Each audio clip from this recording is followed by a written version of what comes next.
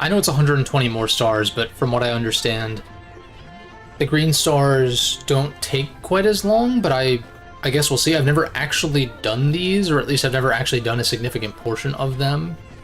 And if I have done them before, to some degree, it was years and years and years ago. But yeah, I'm not ready to put this game down, so I think this will be the time that I commit to getting all 120 green stars, which then unlocks the final galaxy, which as far as I understand is like, you know, an actual, you know, final gauntlet, as it were. This game sort of introduced that concept to the 3D Mario series, at least.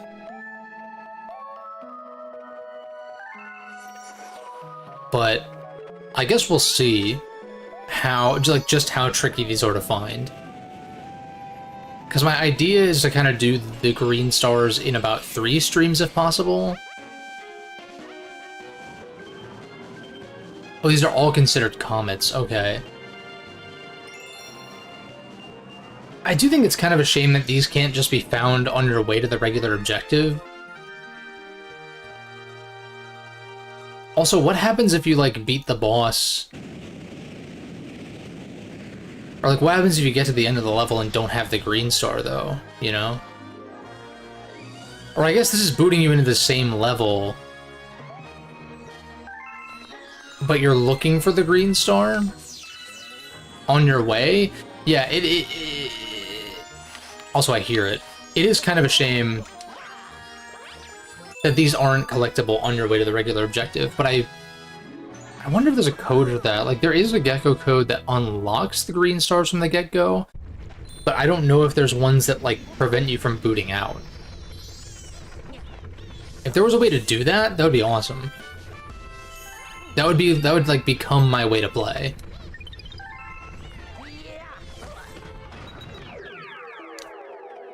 Spec has something or other on my screen. Because, yeah, especially, I know not all of them are going to be that straightforward, like it's right at the entrance, but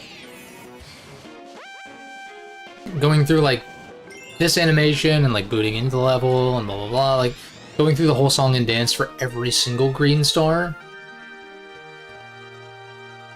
Wait.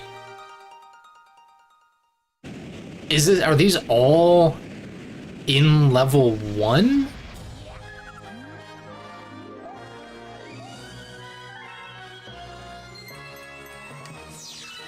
Because isn't there a second objective?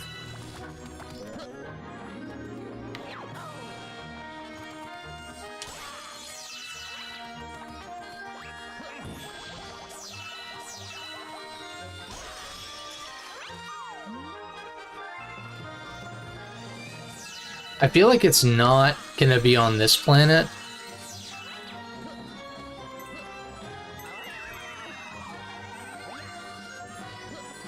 Yeah, because that's so unfortunate. I see why people don't like these now. I'm gonna just kind of go with the flow. But yeah, like, that first green star is literally there in this same instance. So, I mean, I can see why they changed it in...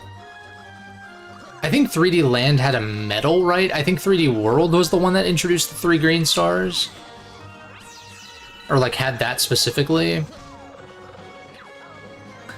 But, like, I can see why they opted to, change the way that these work in 3D World. Like, making them collectibles that you get along the way. Also, I literally hear it, I think.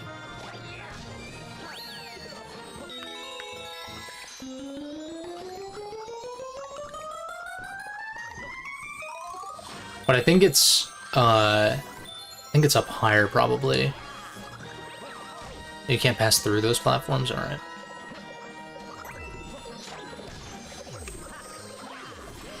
Yeah, like, I very much, yeah, hear it.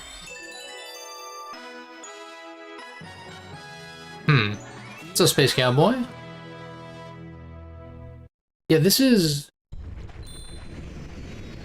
unfortunate. I don't even think it would be that bad if it's like, hey, go replay the levels and find the 3 green stars. But the fact that you have to boot into the same instance, maybe it changes as we go, like maybe there are ones that are on different objectives, but it's a little tedious. That was alright. Fairly low-key. I finally started Raito Remastered, which is such a vibe. Like, I really want to, like, savor my time with it. I only played, like, about an hour, or hour and a half or something. But, yeah, just a damn vibe. And I'm finally wrapping up MGS5. A lot of my time with it... can I phrase this properly? Which a lot of my time was spent idle, like just letting the game sit idly as materials processed and shit. It's like... It's just so unfortunate, because the game plays great, but like the mission structure and like just the real-time kind of elements for materials and whatnot is just, I don't know, I find it to be kind of... I think it drags the experience, but at the same time, you do... It's one of those games where, like, you can't play it like a normal single-player game if you want to, like, be thorough with it, you know? Because it's not just a matter of, like, boom, boom, boom, do all the missions. It's like, well, you need these materials, and they take real time to process. And stuff like that. It's just, I don't know. It's not my favorite. But now, at least I am, much more excited for Delta. Because, you know, of course, we'll see how Delta turns out in terms of, like, the unknown factors, right? We'll see how it all comes together. But, it's like I said in the past, like, you take, like, the gameplay, like, the way that MGS5 plays, plug that into the structure and story of MGS3, it's like, it's kind of a no-brainer.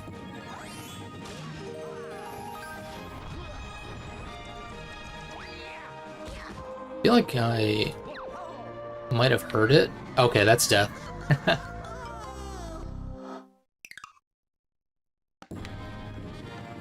Ooh. No checkpoint. So, at least I can, like, rule out... At least I can, I think, safely rule out that it's on this planet.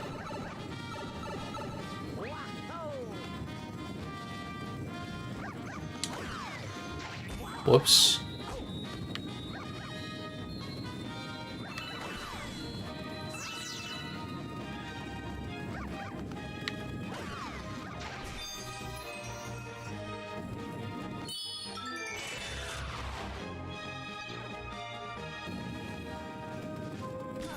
But yeah, I was just letting MGS5 like sit there, and like some stuff does process while you're away, but like there is a good amount of stuff that doesn't. So it's like I would just leave it idle while I went off and did other shit.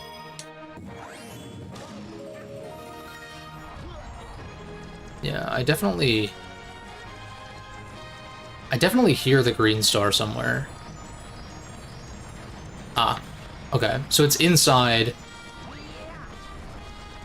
It is inside. I'm back to Octopath 2. Nice, nice. Yeah, how's the return to that game? I know it's very like old school in its design philosophy, as far as like, you know, the grinding and like stuff like that. Because I think, at least I think that's what you were saying was like kind of had you take a break from it for a while, kind of deal.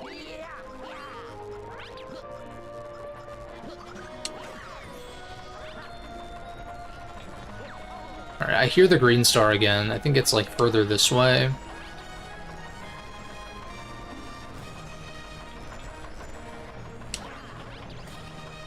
Yeah.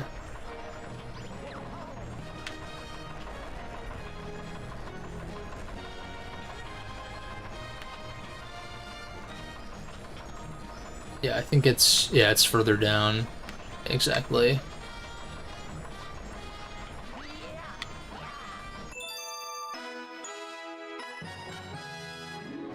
Still great, but yeah, the grinding and stuff is Still about the same. That's fair. That's fair.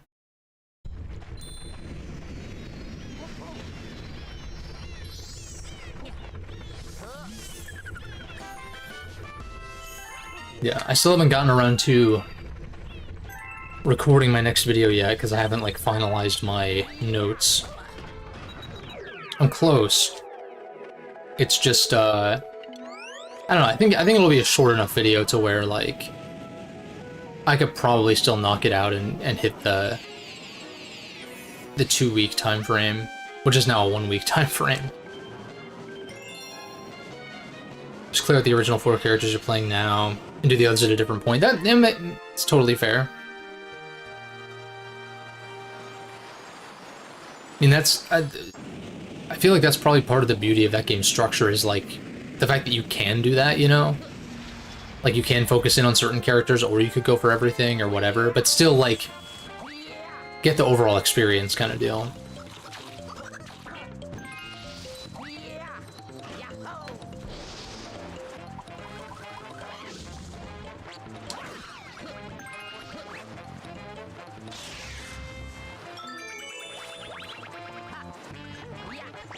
I feel like I've done some of these before. Not all of them, by any means. But I do think I might have done some of these. I just want to kind of roam around and see if I can hear it. Or better yet... I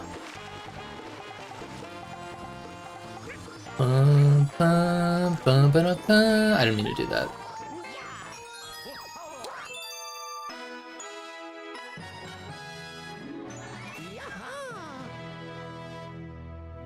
I also just started replaying Bloodstained Ritual of the Night for the first time since, I don't know if it was right when it came out, but it was like around the time that it came out.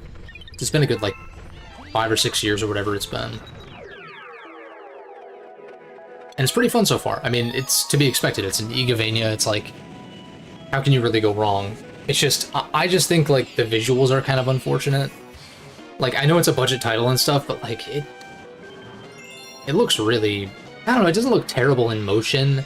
It's more like when the characters are talking to each other and they zoom in on the models and stuff, it's kind of like, eh. But it's not the worst thing. And also the dialogue and story stuff is kind of meh. But that's also, like... You look at most Igavanias and it's like, is the story really like the draw? Not really.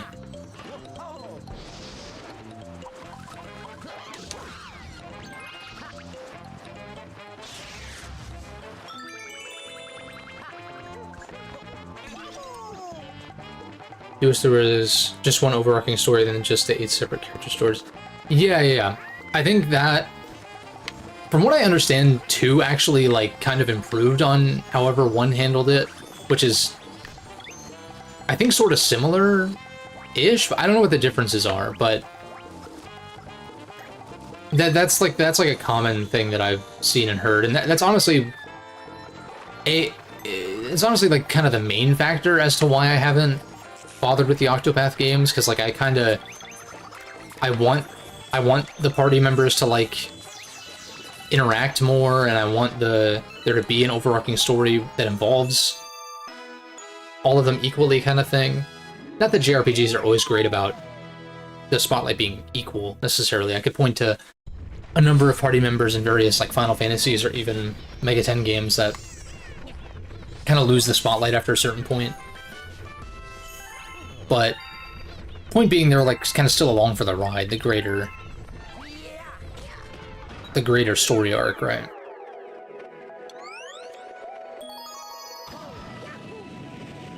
I'm just glad that Octopath, at least, you don't mind it, but I feel like you can't get attached to the characters as much. Yeah, that's fair. That's fair. I think I'm mostly glad that Octopath sort of like set the trail for Square to do more with the HD 2D stuff. Like, I know Triangle Strategy is one that people really loved. I always forget about that game. Probably because the title is terrible, but That's just like just Square Enix things. And like of course now they're doing like the remakes with HD2D and stuff like that. It's cool.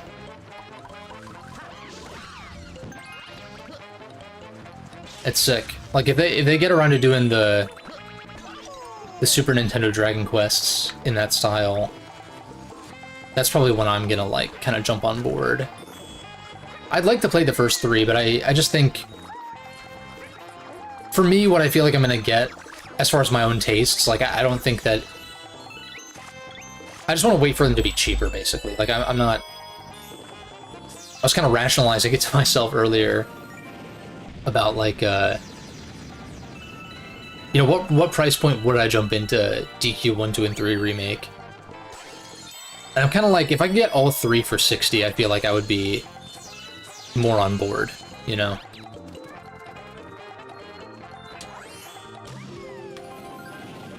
But even then, it is more so that I just have a ton of turn-based stuff that I already own and want to play. So that's really like more of it. So I want to keep an ear out for these green stars. I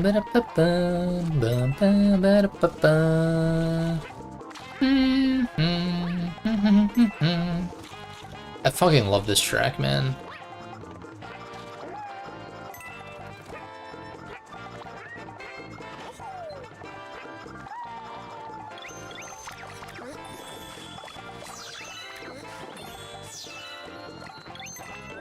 Because I was thinking even like... No, that's totally fair. Yeah, I'm sure I will. It's just a matter of like... I kind of almost wish that they had just done pixel remasters of them, because then... Because like the FF pixel remasters, you know, for anything you could have criticized them for, right? Or anything you could criticize them for in terms of the remastering side of things or whatever. Lack of features, you know, whatever it is people have problems with.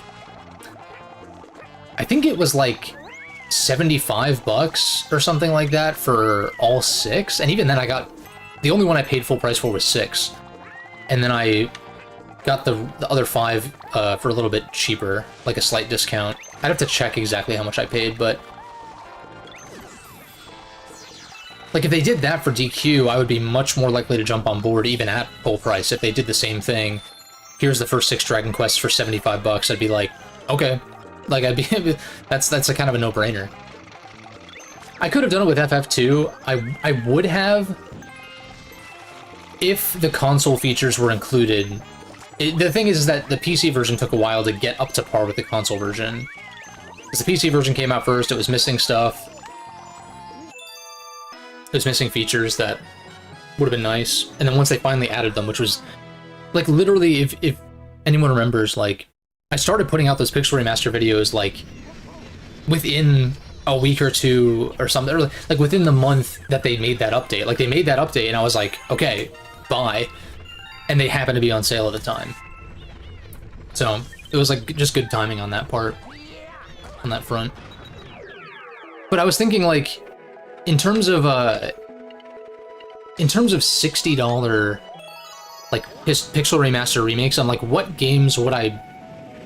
what Square Enix games, I should say, like, would I jump on for with that, right? Like, even with Final Fantasy, like, for all you could expand on narratively with, like, the first 3 games especially, I'm like, I don't even know if I'd bite for anything other than 6, and even then, I would be... like, I love FF6, and if they did an HD2D remake, I would be so tempted to get it at 60. But even then, I'd be like, well, I probably could wait, though. But then again, I'm only, like, you know... a year or so removed from my most recent playthrough of FF6 anyway, so I'm not like hurting for I'm not hurting for FF6. Oh, this is a risky one because you need to like spin to get it. Yeah, I see. But I think, you know, I also don't want to bite with 3, play it, and then have to wait for 1 and 2, and then play those, and then have to wait who knows how long, if, when 4, 5, and 6 come along. So it's like, I just think it's better for me, as far as Dragon Quest is concerned, I should clarify. I think it's just better for me like once, if we get around to like 4, 5, and 6, DQ 4, 5, and 6 getting HD2D remakes, if they're gonna stick with that, then like by that point, 1, 2, and 3 will probably be cheap enough for me to want to dive in more easily, kind of deal.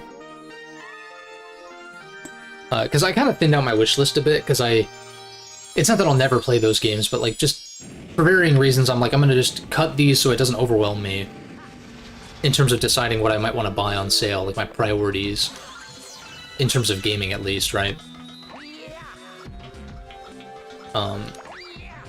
And yeah, I cook quite a few, just for mostly like taste reasons, or I have like an earlier game in the series that I want to play first and identify if I actually like it. That being Yakuza 7, because I just like don't... I'm sure I will enjoy it, but I'm just like... I don't want to like buy Infinite Wealth, then play like a dragon and be like not super down for more kind of thing, you know? We'll see. Again, it's not like a never thing, it's more just like a... I need to like play the first one first, and then if I like it, I'll wishlist the next one and catch it on sale, whatever.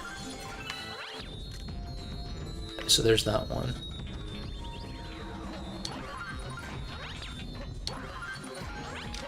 Alright, so this is a safe panel, so let me see...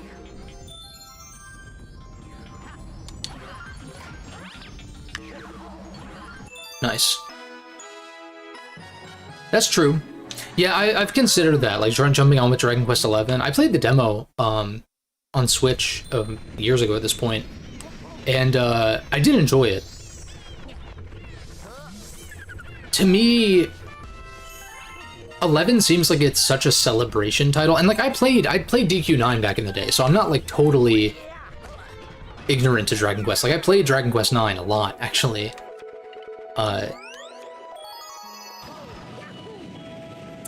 But with 11, like, I feel like it's such a celebration game that I would want, even though you don't, like, need to play the other games, I'd like to play at least, you know, some of the older games to, like, get the references or, like, kind of understand what it is they're celebrating and the tropes that they're playing on or whatever.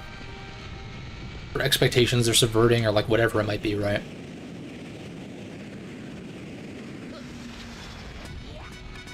No, for sure, yeah. Like, Raito's kind of the priority right now. That game's not, like, terribly long from what I understand, and the remaster smoothed out, like, a lot of the, like, tedious kinds of things when it comes to general... Like, not the well, the combat is super smooth. It actually feels great to play. Especially compared to what it originally felt like. But, just in terms of, like, exploring and talking to NPCs and using your demons to gather information and stuff like that, they just, like, really smooth things out in a way that is much appreciated. Because it was really just kind of clunky and tedious. Where is this? It's on... Oh, I see it. So...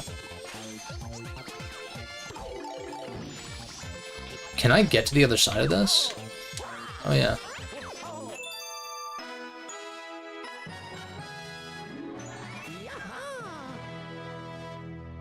Yeah, because I was even thinking about, like grabbing FF16 for later, because I will for sure play that. But then I was like, alright, the fall sale is in 3 months, and it's likely to go on sale again at the fall sale for at least as cheap, if not cheaper. And I'm like, will I have finished 13.2 and Lightning Returns by then?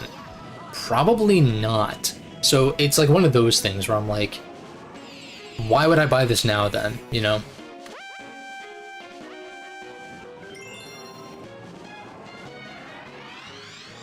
Elden Ring I'm very close to pulling the trigger on, though. Especially because Shadow of the Erdtree is like... That's not on sale, and hasn't been at all since it came out last year. Understandably, you know, I mean, it's highly critically acclaimed, like, they don't... It's not a value thing as much with that game. But it's more like... Because Shadow of the Erdtree is, like, separate from the main map or whatever, and kind of, like, more so post-game content, I would feel content maybe like grabbing the base game, playing that until eventually Shadow is on sale. But then I'm also like, do I have time? Like, can I justify jumping into an open world game right now? You know?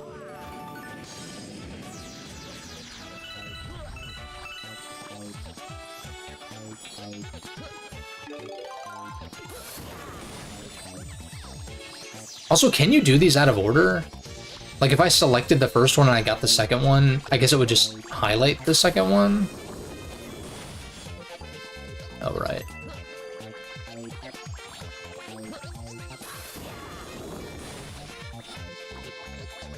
The remake was Square's best-selling RPG last year. Really? I don't even actually know how much it sold. Haven't super looked into that. They're always disappointed with their numbers, though, so it's like just a weird thing.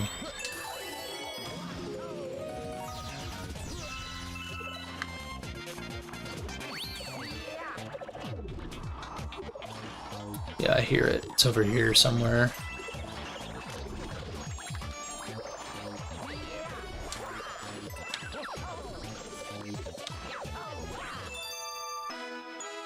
Bum, bum, bum, bum. And I mean, the thing is too, like, I'm actually not surprised that DQ3 like outsold, if it outsold like Rebirth and maybe whatever else they put out last year. Mostly because like Rebirth is a PS5 exclusive, and it's a sequel, right? Whereas DQ3 is on everything, and they're kind of advertising it as like, you can play this first because it's the first in the timeline for the first 3 DQ games and stuff like that. I think Rebirth did it at least a few million, but like probably in the low, like, I don't remember what the number was exactly.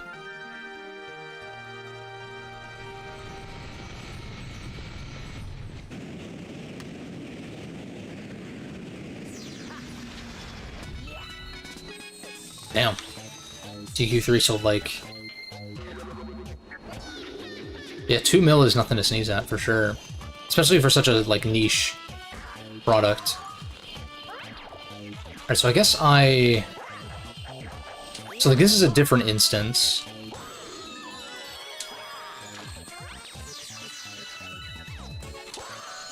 So I'm wondering, though...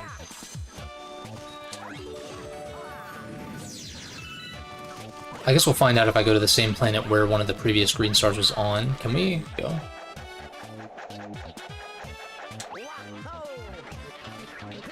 Nah, it's probably in here. Yeah, I hear it. I hear it.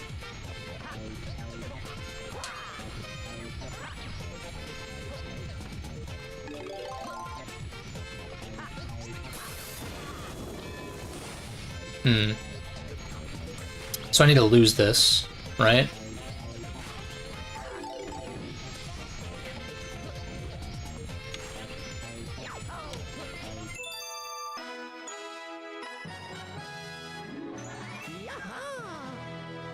Square Soda is a big success. That's good, though, because that means we'll get more.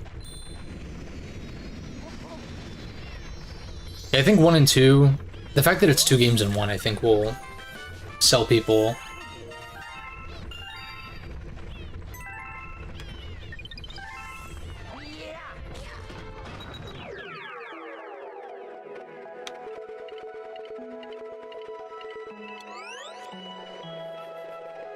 Yeah, I mean, that's totally fair. There's probably more... There's probably more they can flesh out in 1 and 2, if I had to guess. Like, if it's anything like Final Fantasy 1, 2, and 3, like... In terms of, like, the progression of, like, you know, 1 is, like, kind of bare bones, and then 2 is, like, a little more experimental, but, like, still, like, sort of... kind of bare bones, but, like, a little more story-focused, for FF, at least.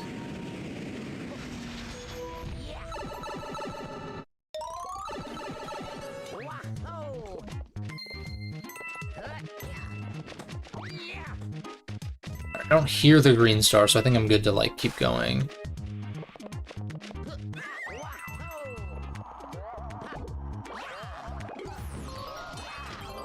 I don't know if I need to check... I don't know if I need to check these bonus rooms or not. Probably not.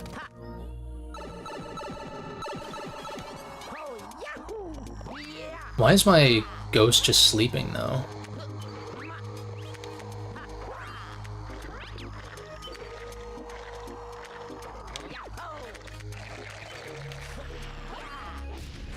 What? That's bullshit. I totally landed on him. Come on. There we go. I think I landed on, like, the front of his... Like, just a little too far forward on his hitbox.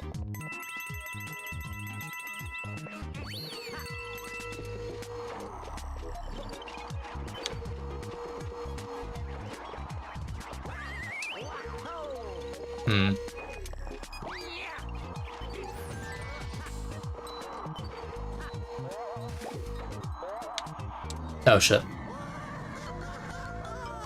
Oh, yeah, I need to flip the gravity, that's right.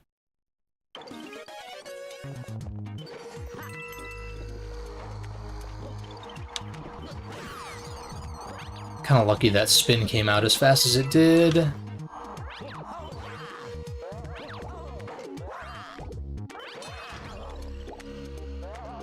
Holding after 12, yeah. Yeah, I guess we'll see. See what the deal is with that. Because I know they've said, like, it's supposed to be, like, different in some way, but I don't really know what that means. Because DQ has always been, like, pretty traditional, to my understanding. I don't think I hear the green star.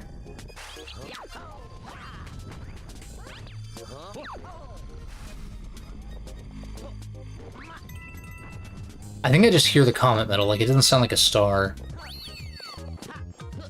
Oh, I hear it now.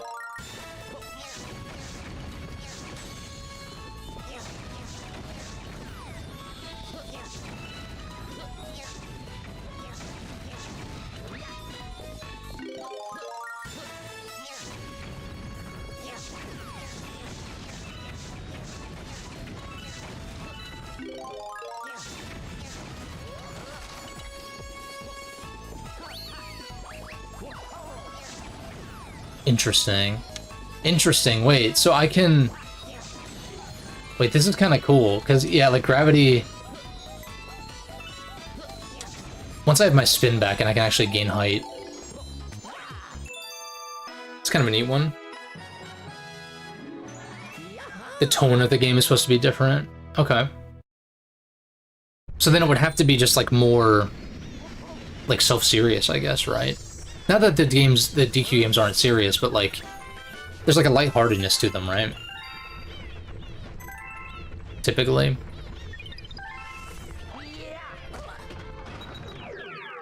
So they're gonna do, like a darker... I don't know. It's interesting. I guess I don't really have an opinion one way or the other, because I just am not that experienced with that series, but...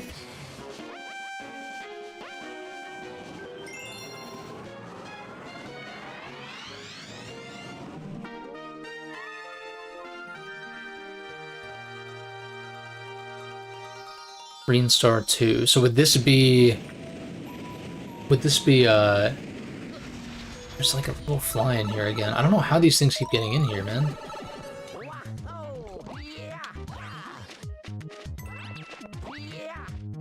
So if I didn't hear anything prior, then it must be further into the level.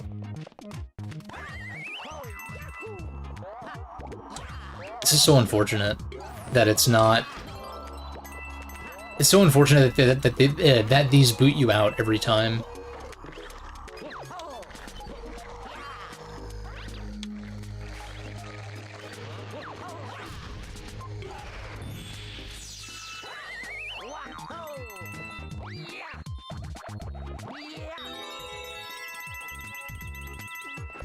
Yeah, so we're safe to just kind of like go... Oh, what the... I thought I was gonna land on him. Oops. I was trying to do that. Tail end of the animation there. Oop.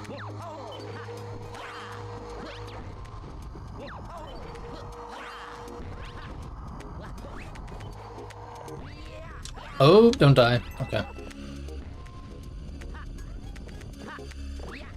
I'm just gonna wait for the next cycle. It's probably very doable to, like, do that, but I'd rather not waste time.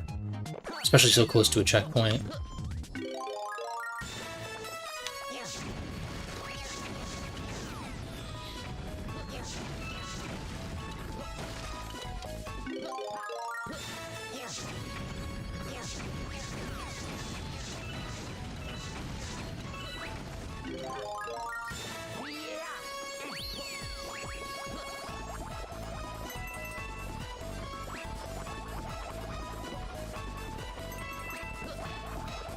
I feel like there's no way they would have put them close enough together to where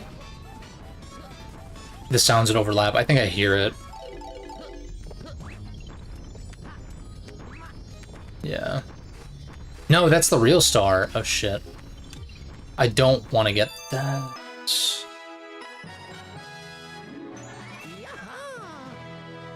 It's gotta be... It's the first one I have, failed at.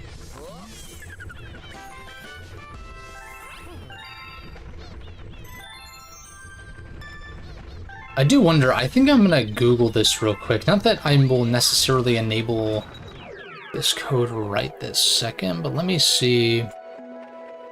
Like, if I could spell Galaxy 2, Gecko code, Green Star boot out.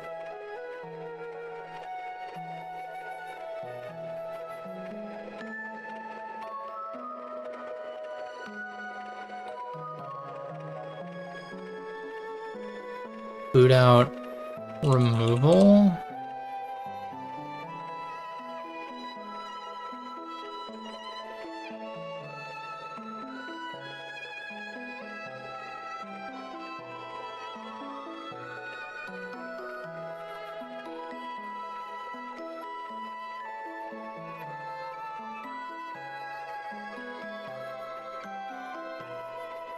I don't know. I guess it's not like so bad, but if there was ever a Galaxy 2 remaster, it'd be weird to not have them both in the same package, but Nintendo's fucking weird, so whatever. But if Galaxy 2 gets a remaster, and it's not just, you know, bare bones, it'd be great if they did remove the boot out for Green Stars.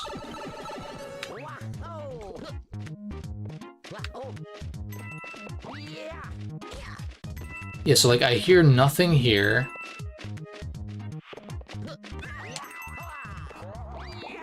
Like, I think the first time I heard a Green Star was that first one that I grabbed. And because that is the first one, I would assume that the second one is deeper.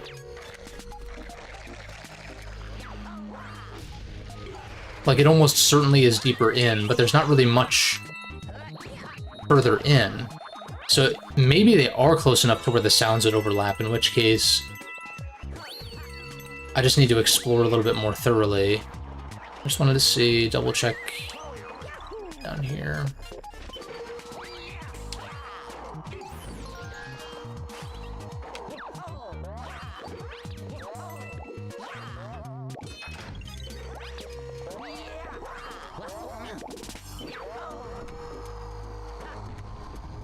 I'm thinking maybe it's like in that thwomp section towards the end. Unless it's like up there, maybe. Check up here. Yeah, no, just star bits. I'm gonna guess that it's in that sequence with the thwomps at the end, which is gonna be a little risky to like check for, though. Unless it's like in one of these crates or something weird, and I'm hearing a different one.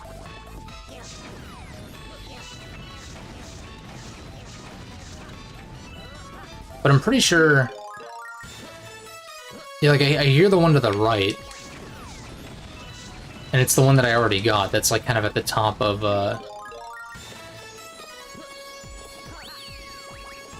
That's right here, yeah.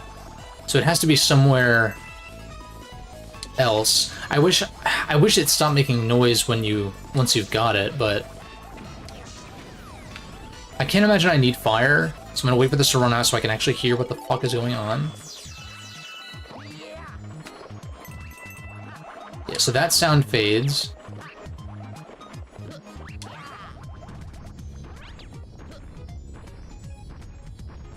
I can't go first-person view, unfortunately. I'm like, if I can get on top of these thwomps, maybe? No, that's just death. Where the fuck is it, then?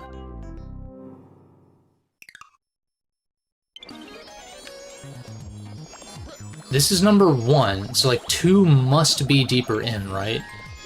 I feel like that's how these operate. Can't even check first person. This fucking fly is pissing me off.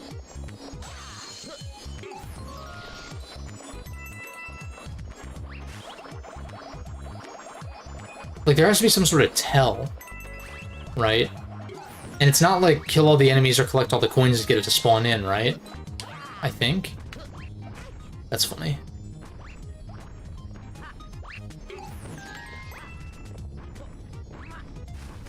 Maybe on the underside of these thwomps?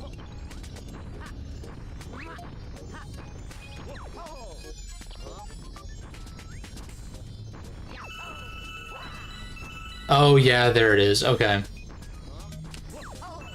I definitely backflipped the wrong way, but we just saved it, so it's all good.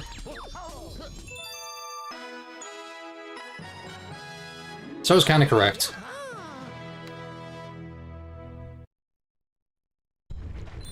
It was near the series of thwomps. Pretty devious to put it like so close to the end that you actually hear the ending star, maybe. Well, actually, I was probably hearing the green star because it's closer as you approach it, but then like it's easy to pass it up.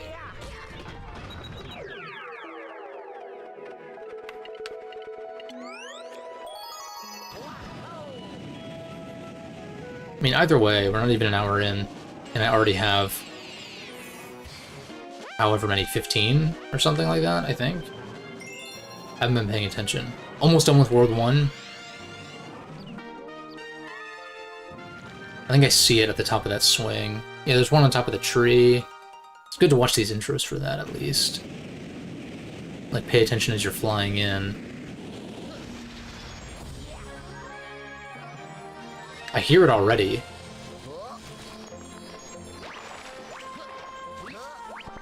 No, it's over there. Although there is a Hungry Luma. Oh, is it right here? No. I was gonna say, is it like under the bridge? That'd be funny.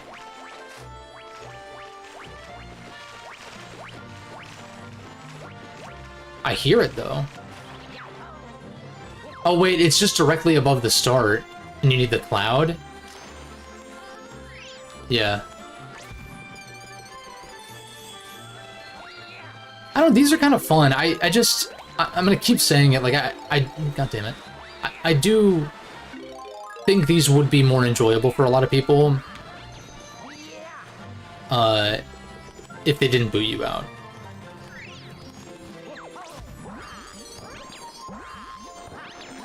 Oh, you need all 3, really? Oh, wow, you really do. Okay. That's perfectly fine. Because I don't actually have really a problem with these individually. They've been fine. But, like, as individual objectives, I do feel like this would be...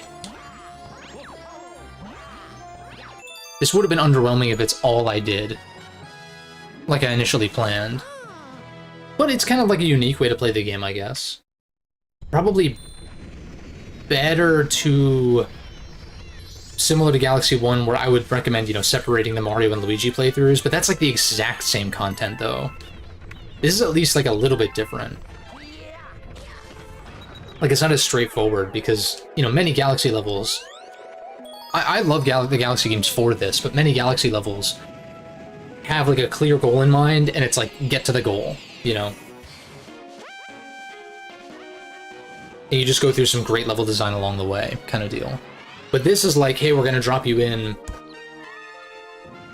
If you get to the goal you've missed, it's basically like, yeah, if you get to the goal you have missed the stars you were actually supposed to find. But it's nice to have that audio cue. I hate that I can still hear this one that's above me, though. That is quite annoying.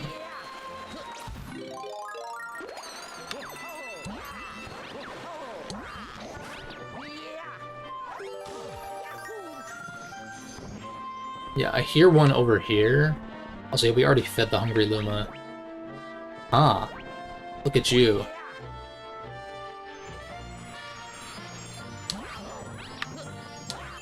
Sneaky bastard. Now we know one's on top of a tree somewhere. I probably have to take the launch star up on the big cloud, maybe?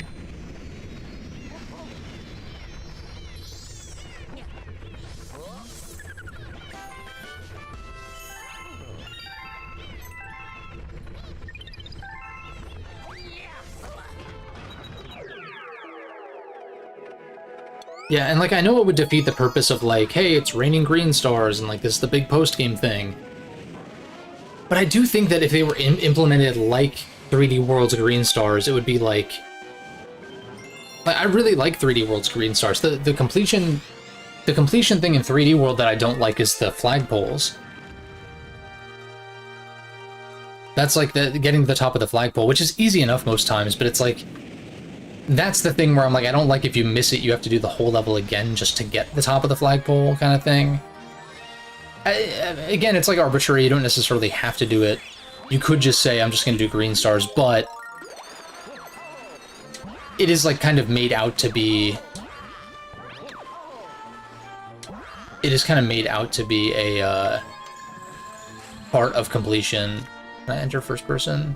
I think it's over there and the draw distance is just bad.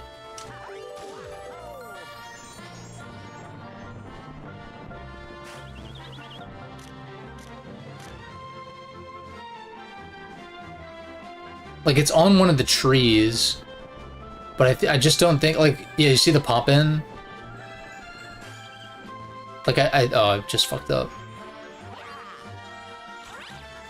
I'm pretty sure I have to take this, oh well, or we're taking the, well, somehow saved that. The floaty physics saved me.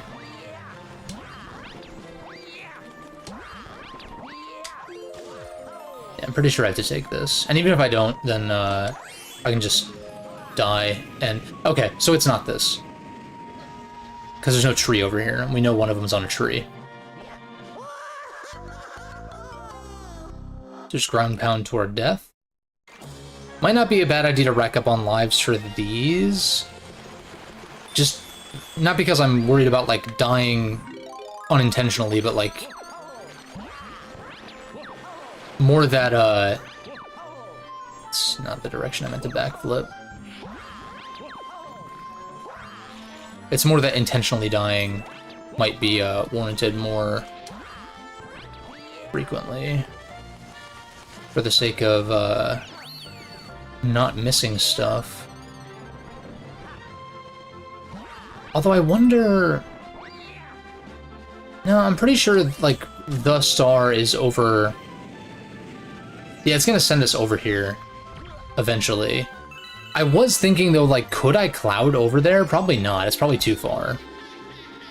If I had to guess. Yeah,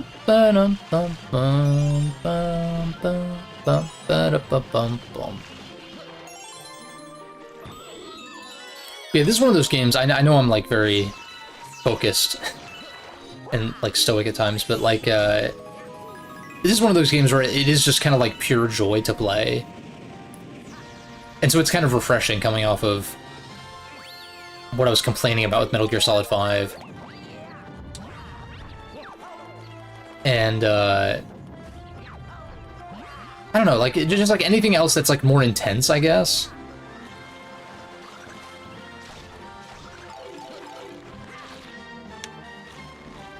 Oh, it's on a hill, it's not on the,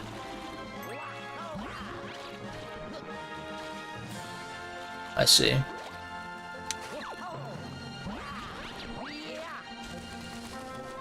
But yeah, contrary to, like, you know, like heavily narrative-focused JRPGs or, like, you know, intense action games or, like, you know, whatever the hell else I might be playing at any given time.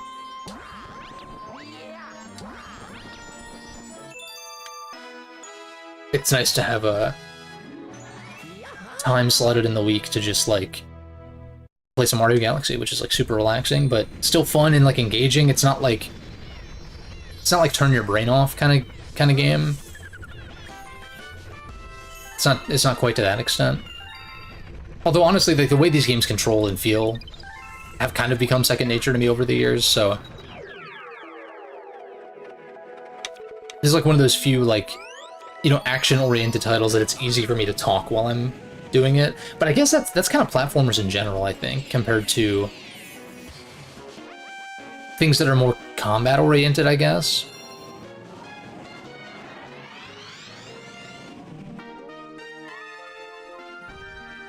But yeah, I do have to figure out what I'm going to stream next.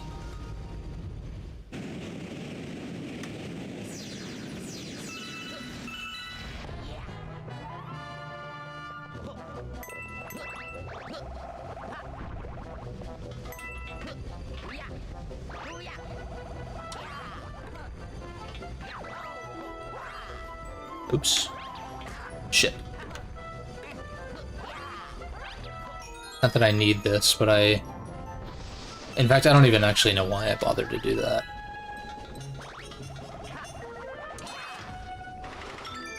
I probably need to figure out some, like, new... I know I've talked a lot about, like, you know, streaming games that I've already played, or, like, haven't... You know, games that I've played but maybe haven't played in a while are good because it's not, like, totally unfamiliar to me. I can kind of... It makes it easier to, like, commentate. It makes it easier to interact with chat. It makes it easier for me to not get frustrated and want to drop it, you know? But even so, there's probably some ideas with games that I have played, or... Oh god, okay. So I got, like, long jump off of here, probably.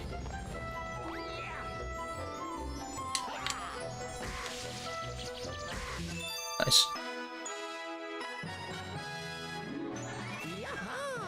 But yeah, like, there could be the option of, like, streaming a game that I haven't played before, but I wouldn't want it to be something that's, like, too, like, narrative-focused, you know? Well, I guess it depends, because I did stream, like, Fire Emblem Engage, but, like, what did you call that game? Narrative-focused? I mean, it kind of is focused on its narrative, given how bad the narrative is, but... Like, that's like a big issue I have sometimes with... I've talked about it before, where it's like, if your story is gonna be, like, blocky and just not good, oops, then, like, why are you putting so much of a focus on it? Like, that's what I don't get, you know? That's when it annoys me. Like, I don't mind a story that's kind of whatever if it's more sort of in the background, but... Like, if you're gonna tell a story, like, tell a story that's actually, like, trying to say something, or, like, be good to some capacity. Like, and I know, like, I know video game writing gets shit on a lot of the time, but I'm obviously talking about, like, for video games, you know? I enjoy video game stories. I'm not trying to get the same experience that I do out of, like, reading a book or watching it. Like, I'm playing a video game, so, like, I want the stories to kind of be... Like, I don't want my video games to be movies, kind of thing. And I don't mean that in terms of, like, cutscene concentration, I just mean, like, in terms of, like, the way the stories are told, kind of thing. I think that's, like, part of my issue with... I've gone into in the past, like, my lack of interest in a lot of Sony first-party stuff in the past few gens. It's like, that style of game is, like, it's chasing the movie thing, like, too much. You know, I love a narrative-driven game, but, like, it can't, like, bog things down and, like... I don't know, I guess it depends. There's always exceptions, because, you know, I keep talking about how much I love Metal Gear and stuff like that, but even then, I found replaying 2 to be kind of a slog because of all the cutscenes and stuff like that. It's really super interesting and, like, cool and subversive and, like, all the things that people compliment MGS2's story for.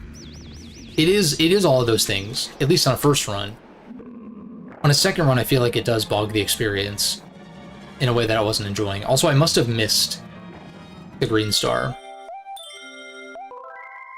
Which should have been my indication when the lava one was my second.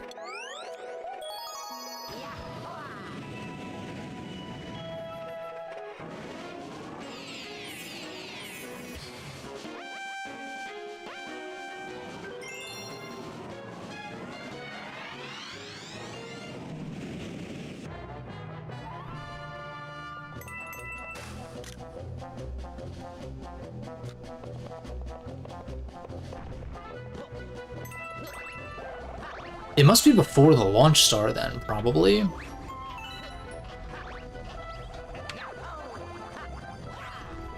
Let me get this so that way I am not hearing it.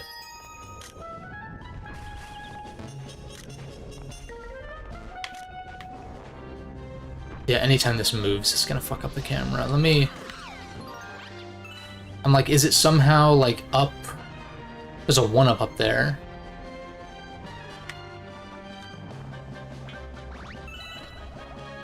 I might as well open the gate. There's no way to destroy these statues. Not that I'm hearing it coming from these statues. But let me like, scope in. Ah, it is up there. Okay. So I'm pretty sure the way to do that is...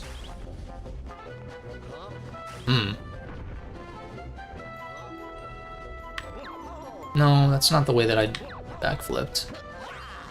Yeah.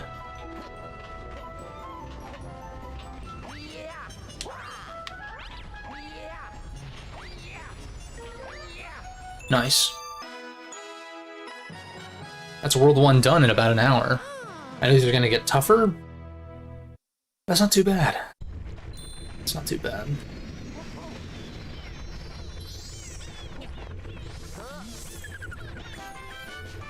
That's what that's 18 stars.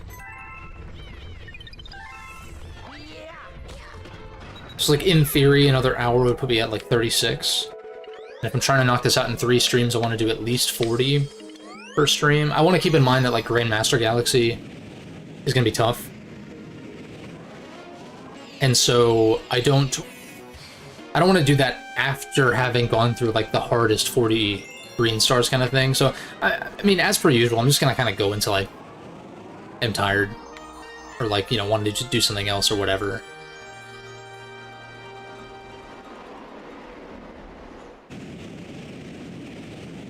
Okay, so that's an easy one. And then the other one is over there, so... The thing with this is you don't want to destroy... You don't want to destroy the,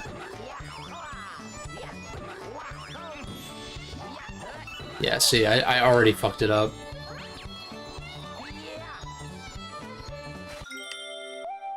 I wish there was like a quick restart too.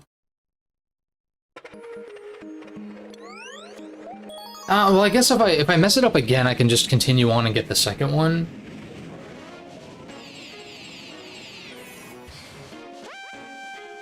I hope all of these are doable with either Mario or Luigi. I guess it wouldn't be the worst thing if I had to switch, but Luigi's typically the one with the higher jump anyway, right?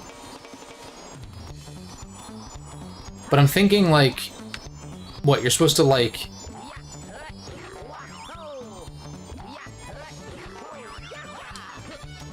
That's the money, okay.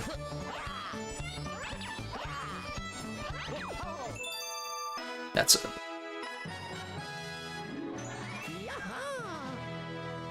But yeah, I'm really hoping that this Raito remaster does well. So that we can get a remaster of 2 in the same vein, that'd be awesome. And then if we got a 3, that'd be so cool. That'd be so, so cool.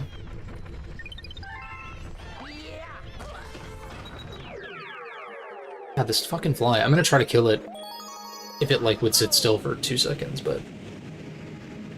It's not even like a full-size fly, it's like one of those little, like... I don't know what the fuck it is.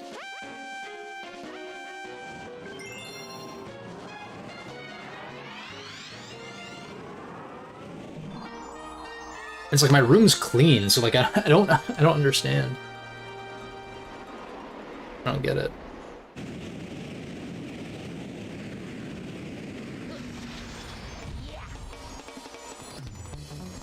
Alright. This one?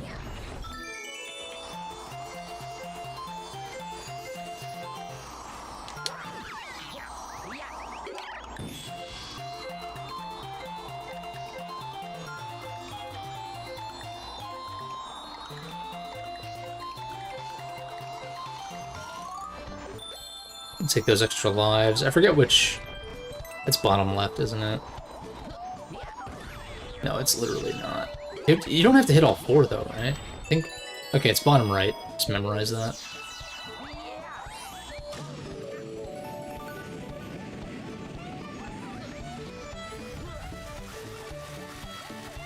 So, like, there is a third one somewhere. But I'm gonna get the one that I know...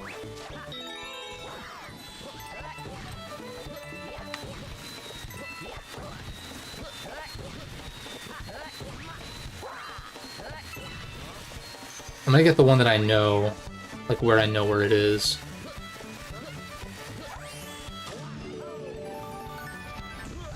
And I have to kind of haul ass for this one, don't I?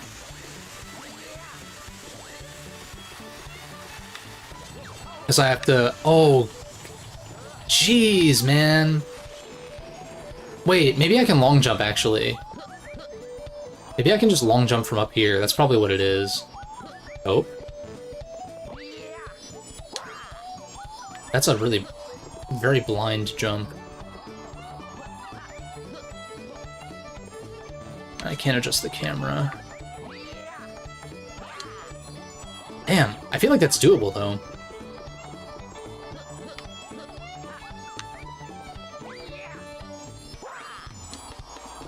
Maybe? Unless you really are supposed to just haul ass and backflip wall jump. No, okay. Well, maybe you can, but... That's really tight timing, though. Like, I was barely at the wall and started falling. And that third one we know is a little further ahead. Ba-da-da-da-ba-da. Yeah, see? Already halfway done with my quota for the day.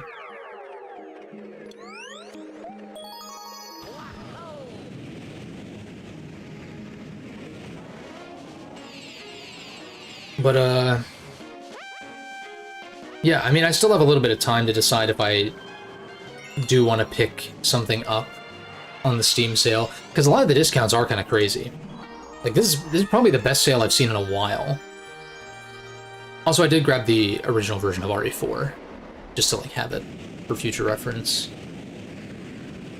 There's a few Resident Evils that I haven't gone through anyway, so, like, the next time I'm in that mood... Well, honestly, the next time I'm in that mood will probably be for RE9, but...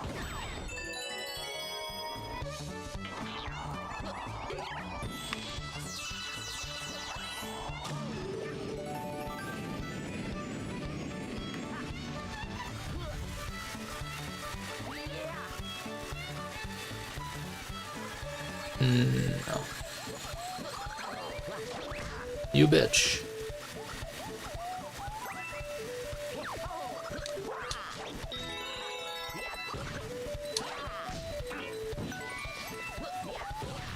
I was wondering if you could ground pound on both of these at the same time. It's tricky positioning, but it is possible.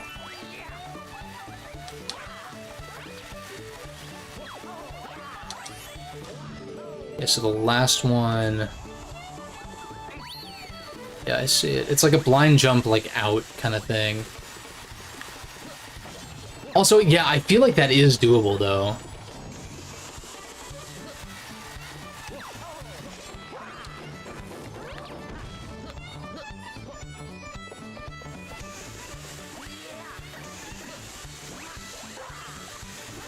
Oh, so this is a matter of, like, you actually wait for the platform to fall? How fast does it fall? Oh, it falls pretty slow, okay. I was expecting it... Sometimes in Mario, I'm trying to remember where this would be, but, like, I'm pretty sure there are platforms that will, like, slowly fall for a bit and then just, like, drop out. I was, like, waiting for that to happen. But no, it's pretty straightforward.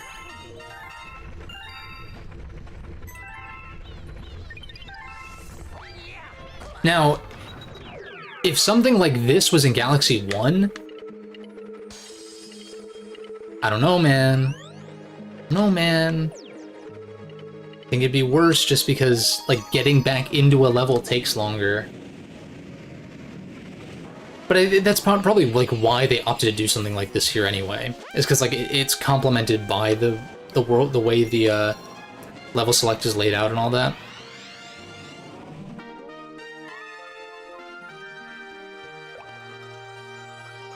I just want more, though. Like, I do think we're too far removed from these games to get a Galaxy 3, but it would be super sick to get a Galaxy 3, though. Just to, like, have more of this style of game, you know? Not saying that we're, like, hurting for... Wait a second.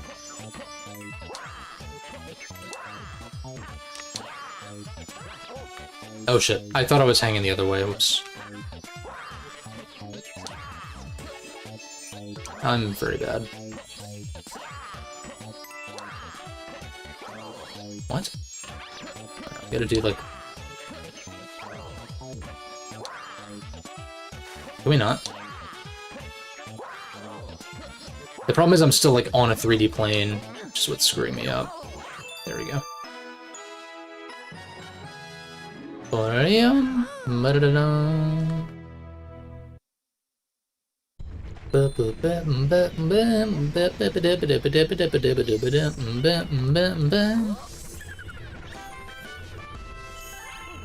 yeah, as the levels get more complex, they're gonna get harder to find, obviously. To an extent. I mean, I feel like pretty common theme is like the first one's kind of a gimme. It's usually very, very close to the beginning of the level. But yeah, that's to say, like, I'm not saying that the way these are implemented here is, like, that great, necessarily. Like, you still have to boot in, watch the comet alert. Like, if the comet, even if just the comet alert was disabled, I feel like that alone would be, like, such a major, improvement. Boom, boom, boom, boom, boom, boom, boom.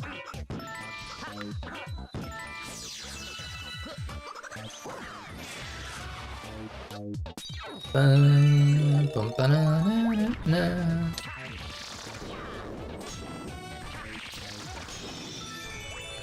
What's the comet ball?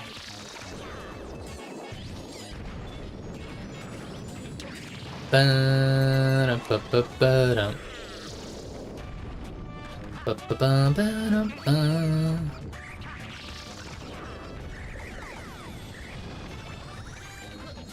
What? Oh, I guess you shoot the rocks, like, somewhat upward.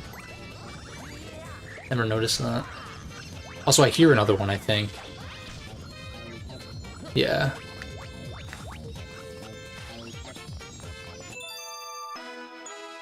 Bum, bum, bum, bum. It's just, like, it definitely is annoying being like, alright, we'll boot in, play, like, the first chunk of the level, and then boot in again. Alright, let's play the first chunk and the second chunk of the level. Boot in again, let's play the first, second, and third. It's like... I don't know, I really don't mind it too much, because just playing this game is fun to me, but... I do get it, and, like, I am not super thrilled with how this is handled. Also, that was number 3? Somehow?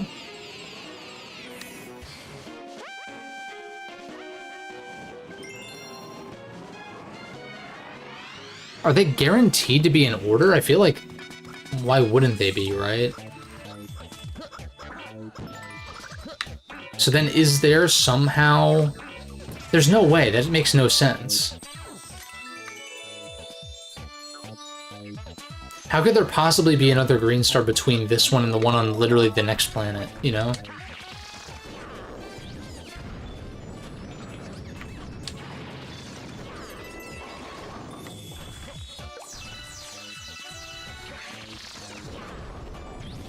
Oh shit, let's not die here.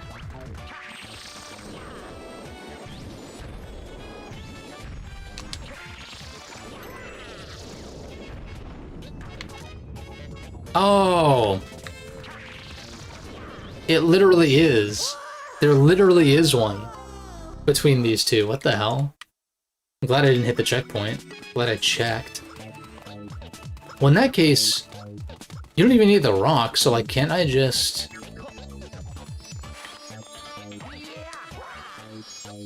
That's gotta be doable, man. Like, maybe I need to go up top? Or just take the railing, maybe?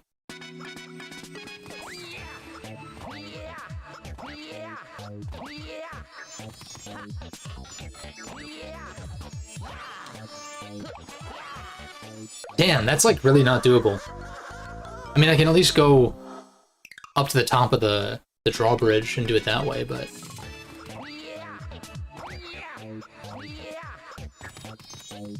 They really don't want players going that way. Which makes sense, because, I mean, you can't even actually progress without the, Alright, I need to...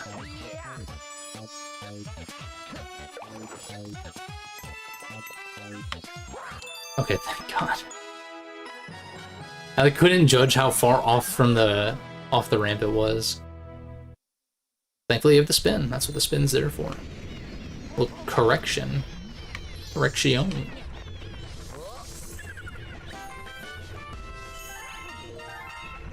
Ba-ba-da-ba. Shoo-ba-dee-ba-boo-da. Aren't even the diabolical ones. No, I believe you. I believe you.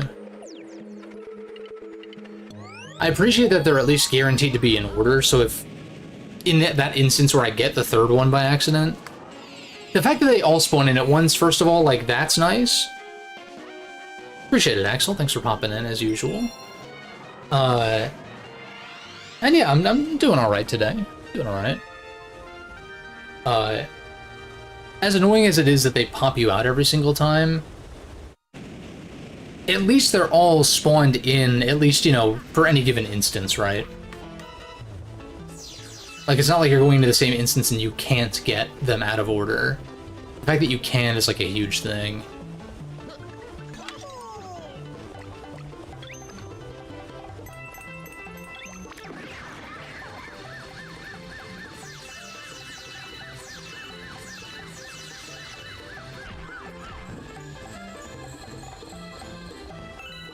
I don't hear anything, so I don't think it's here.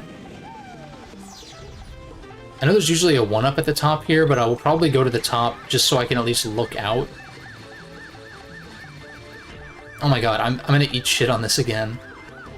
Just like I did the first time.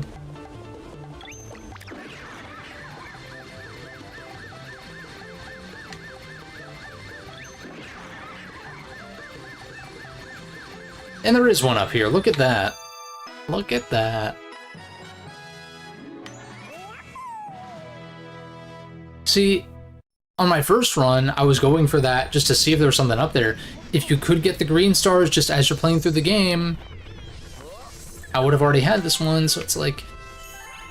Again, it's really not the biggest deal. I'm not, like, hating my time getting these, but there is such a clear way to make these cooler, and it's by basically just making them like the 3D World ones, like having them function like they do in 3D World, but they hadn't quite learned that lesson yet.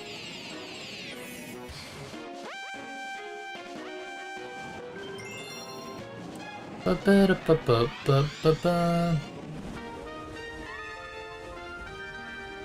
I gonna get a Switch 2? At some point, I'm sure I will. As of now, though, there's just not enough there exclusively that I am, like, itching to play. Like, Bonanza is probably the first... I think for a lot of people, Bonanza is, like, kind of the first, exclusive to be, like, compelling, I guess. But, like, with the Switch 1, I didn't get a Switch 1 until Let's Go Pikachu and Eevee came out. And I know it's weird that those are the games of all things that got me to buy, but it's more like, okay, I can play this. I got it in a bundle, so I got the game for basically free, too.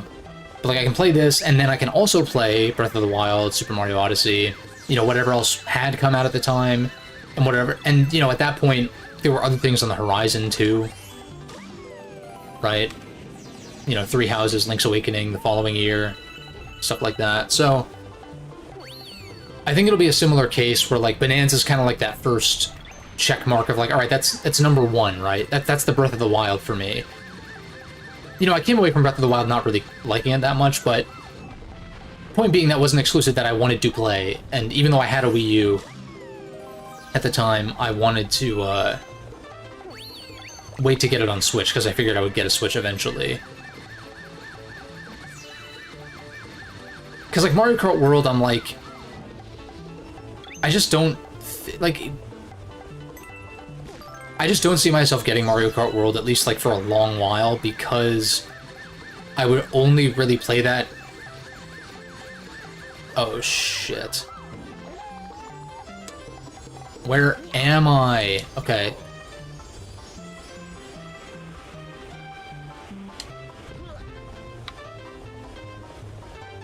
I would only really play that, like... The thing is, like, the circumstances where I would play Mario Kart World, because even when I had a Switch, I wasn't paying for online, because, like, I just don't play enough multiplayer stuff.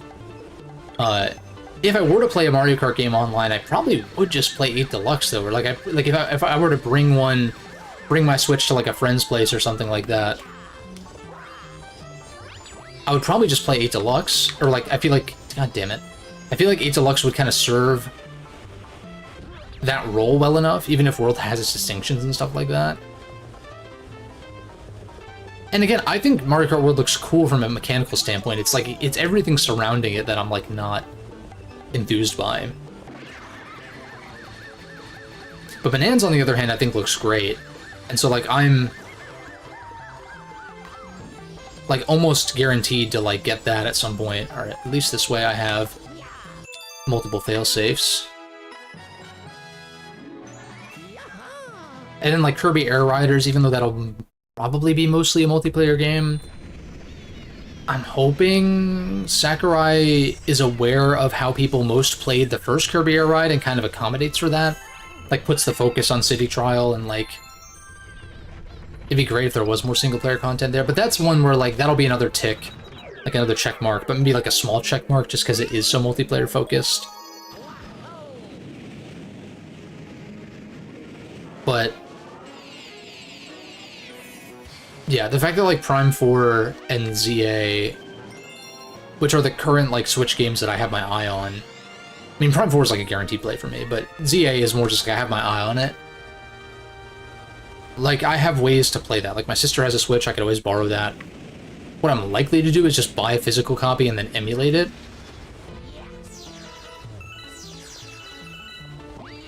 For both of those, because I also really do want to show my support, especially for Prime 4 in particular. Like, friggin' Metroid Dread, I bought 2 copies, for fuck's sake. I bought a digital and physical. I don't think I'm gonna do the same for Prime 4, but... yeah, I got, like, the collector's edition or whatever for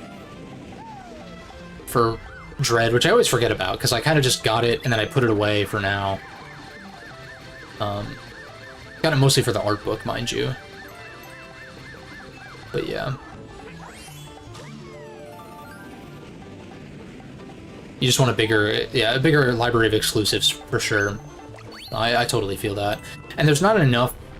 like, the improvements on certain Switch 1 games are cool and all, but, like, the games that I most play in the Switch library already ran at 60 FPS. Like, it'd be cool to play the Zelda games at more stable and higher frame rates, but, like, I don't really like those games that much to replay them anyway, so it's like... yeah.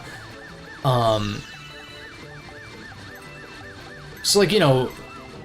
or there hasn't been an upgrade yet. Like, for Three Houses, there's a lot of potential there in terms of things that they could... like, quality of life things that they can polish up with the Switch 2 upgrade. I hope it's not just, I hope Three Houses, when it inevitably does get a upgrade, because you bet your ass it will, I hope it's not just for frame rate resolution stuff. Dude, what? Also, is Yoshi gonna respawn, or did he not die? I think he... okay, I was like, what the hell?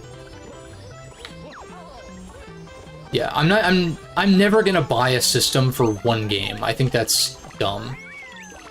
No offense to anybody who's done that, I just, like... I don't think there is a single individual game that would get me to do that, right?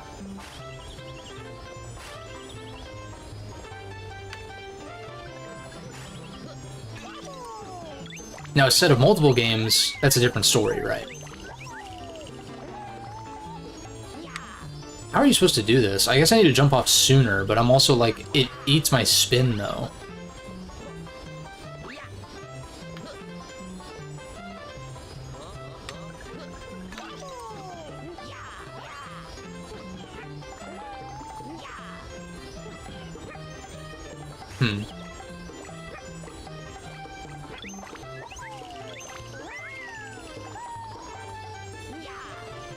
What the hell?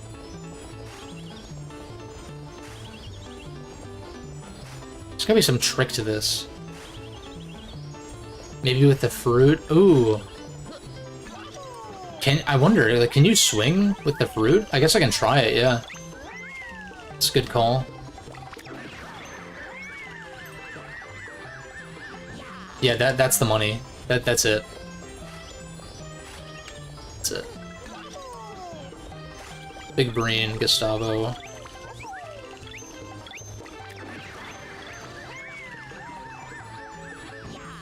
Dude! Why are these not lined up to where I can just hold right and get it? Is it like, it's like offset? I could see. It's like offset from these for some reason, it's weird. Let me get up here. And look. No, it's pretty lined up. I don't understand what the problem is because I'm like... I'm literally holding straight to the right. Okay, there we go. There we go.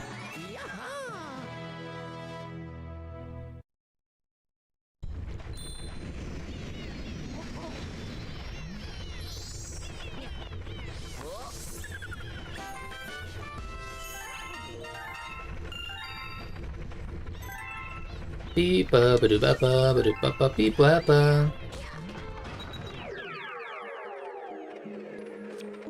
Yeah, and I guess it's, in terms of the price, like,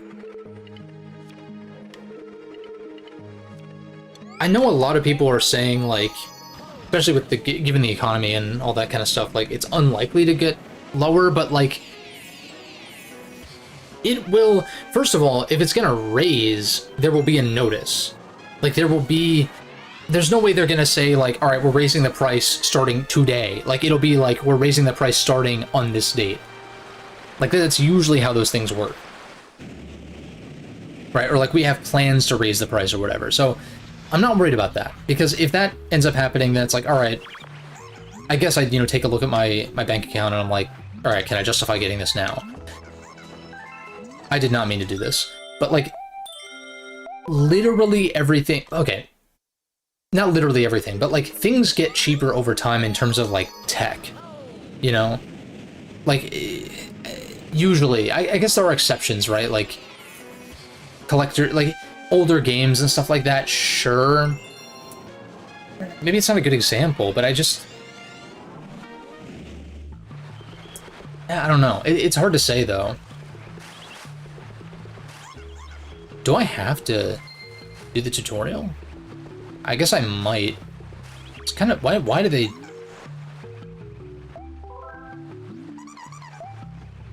Okay, cool. You can just say no. One was playing Galaxy music and the other was playing Pokemon music. Also had a copy of Rido. Oh, and you bit the bullet? Oh, nice. No, dude. Rido's soundtrack is a fucking vibe. It's Meguro, so, like, you know it's good. Like, this is when Meguro was doing, like, pretty much every Atlas soundtrack. Like, he did Nocturne, he did DDS 1 and 2, he did Rido 1 and 2, Persona 3, Persona 4. I'm so bad. I can't believe I missed that. But yeah, that, Rido's OST, like, I forgot, because I did play I didn't play that much of Rido 1, but I played, like, a few hours of Rido 2. Like, God, was it? It's probably like a year and a half ago now or something. And yeah, jumping into Rider Remastered finally this weekend. I've been waiting to do that. It is just such a vibe, man. It's so cool. Looking like a slow year for you. Filling it out with some PlayStation games. Yeah, I know we talked about that last time a bit.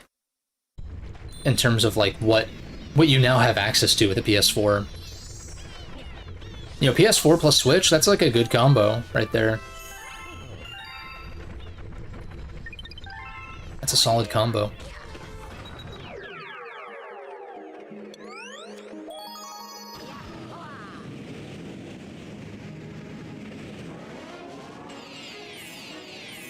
Because, yeah, like, I know for me, there's, like, quite a few wait-and-sees and probably quite a few games that are going to come out that I'll wait for a sale on. Like, you know, Digimon or maybe Ninja Gaiden 4. I might not be compelled to get it right at launch. We'll see. It just depends. Like, a lot of the must-buys for me, a lot of, like, the day one stuff is, like, smaller titles. Ninja Gaiden, Ragebound, Shinobi, Mina the Hollower. Why did I do that? Fucking Britney, goddammit. Did it again.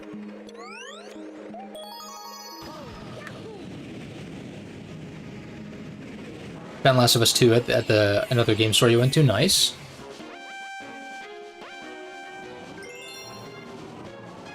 I know a lot of people don't like that game, but it is critically acclaimed. Did well.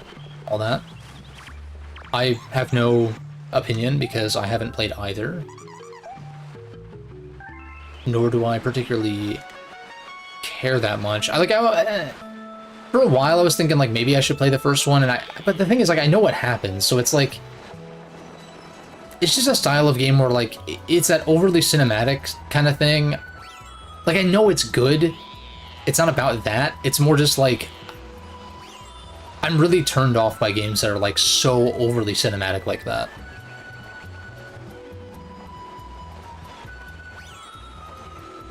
Like God of War is praised much in the same way as Last of Us, and I almost fucked it up because I forgot we boot out. And I didn't dislike it, but like I didn't really like it that much, you know?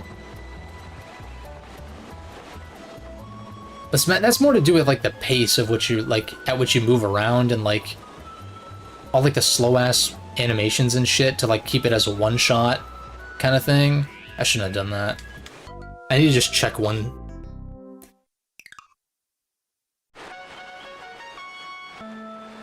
Backlash from part 2 spoiled you. Yeah, I think I watched a playthrough of the second game, or at least like most of it when it came out. Because, yeah, like, I'm sure it's fun to play and stuff, but, like, I don't know. I'm really just, like, not that interested.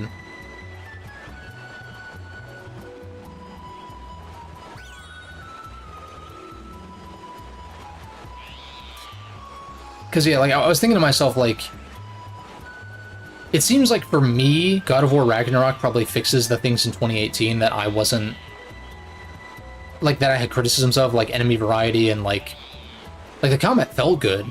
It's not about that, but it's more like the variety. But then again, like from what I understand, Ragnarok is like it's still slow. It's still you're fucking meandering through these environments, and like I'm just not interested in that, man. Like, oh shit. Like it got old real quick. Like watching Kratos like climb up a rope at like climb up a rope for like way too long, like just fucking climb the rope or like just jump down. Like I talked about it in my 7 Remake video, which I think 7 Remake's a great game. It has some issues, sure. Sort of chief of which, in my opinion, is like the masking loading screens via shimmying sections and crawling sections, because that's just not a factor anymore. Like these late PS4 titles that were trying to mask loading screens, it's like, what loading screens? We're playing on SSDs now. So you still have these slow-ass interstitials, but they're not necessary anymore. And that sucks. That sucks. Like, straight up.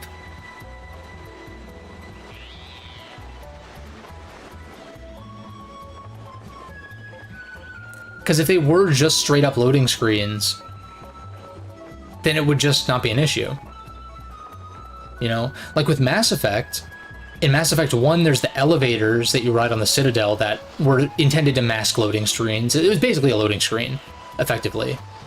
But in the re-release, in the Legendary Edition, they made it, because on an SSD it would load so fast that you wouldn't even get to see the conversations that happen in the elevators. I think there's like a button prompt for you to like proceed if you want to listen to the conversations, because the characters in Mass Effect are great. So like, of course, getting to hear them interact more than you otherwise do is like, that's like a good thing. Like the elevators are actually compelling from that front. But it is funny that they had to intentionally give you some way to like stick around and listen to those conversations because the loading times were cut so significantly. But yeah.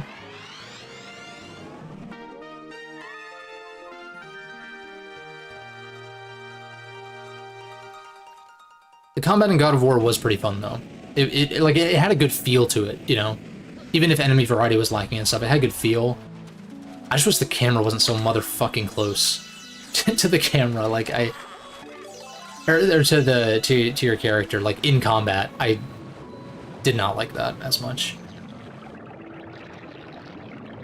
It's built around it in a sense, because like Atreus will be like behind you or whatever. You have like a little arrow pointing, but it's like, yeah, but what if I could just see what the fuck is going on? Like, what if I could just see what the hell's going on, man? What if? I think like the over-the-shoulder thing works better for shooters. Because I have no issues with like the newer Resident Evil remakes and stuff like that. Or Metal Gear Solid. Like, over-the-shoulder just makes sense for third-person shooters, in my opinion. For action games, though, pull that shit out, at least, like, somewhat.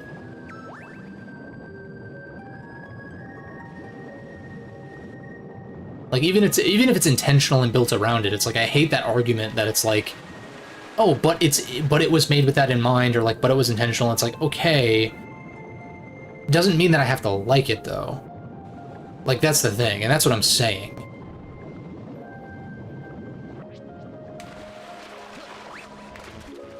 It is a matter of semantics, I guess.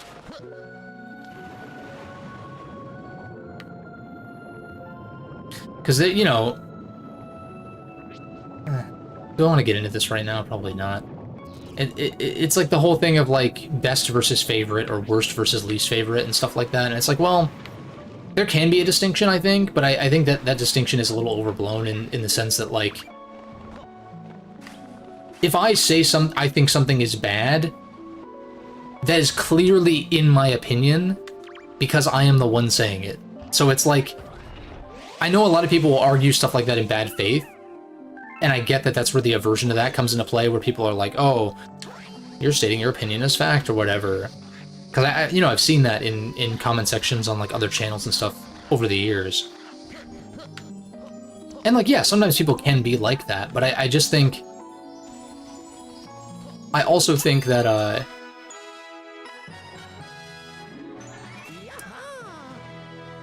like, you know, something that I perceive as a flaw might not be perceived as a flaw to you. It's just like with anything. It's just like with food. It's just like with dating. It's just like with, like, literally any preference-oriented thing in life, right? But for some reason, video games get isolated. It's like no one eats a dish that they don't like, and they say, I think this is bad, or like, ew, like, that's gross. Like, you know, someone might poke fun at you and be like, what do you mean? It's great, you know, whatever. But, like, no one's like, that's just your opinion. It's like, well, no fucking shit. You know what I mean? Like, think of an instance where you're at a restaurant, I mean, I tend to not take risks at restaurants and, like, order something that I probably won't like. And plus, I like all kinds of different food, so it's hard to, like... I don't know, it'd be hard to like disgust me, I guess, in terms of like what I might order. But point being, you know, you try a little bit of your friends or siblings or, you know, girlfriends or whatever, like, dish at a restaurant or something, and you're like, ew, that's gross. It's like it's someone's entitled to give you the side eye, right? I suppose, but it's like, it's just weird when it comes to like video game discourse in that way, the difference, right? Like when you say like this is one of the best things I've ever eaten, or something like that, no one's sitting there like, you actually mean your favorite. Best is you can't judge it by an objective metric, and it's like, yeah, and just the same, there's like hoity-toity food that is like objectively well made that people might not like, you know? Really all kinds of food, honestly. You know, like, I guess contrary to that, like there is food that I know is shit, like in the way that it's made or like how healthy it is for you, like fast food, but sometimes that shit hits. I mean, I haven't had fast food in a while, now I'm craving it, but like sometimes that shit hits. It's the same thing with like, you've got like, you know, gourmet pizza or something like that that you would get like actually in Italy or something, which, let me tell you, authentic Italian pizza, that shit is gas. Oh my god.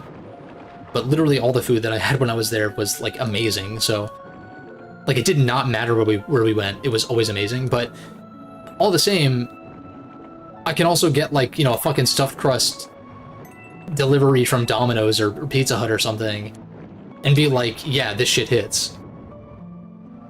Yeah, or like the days you want a good burger, like a high quality burger, or you just want to go to like Wendy's or some shit, you know? And it's like one is clearly like better made than the other, but it doesn't invalidate the other's existence or the other's potential role, right? They serve different roles. And like, yeah, there's some games that I've enjoyed that I would deem to be like sort of junk food games in that same sense. Certainly.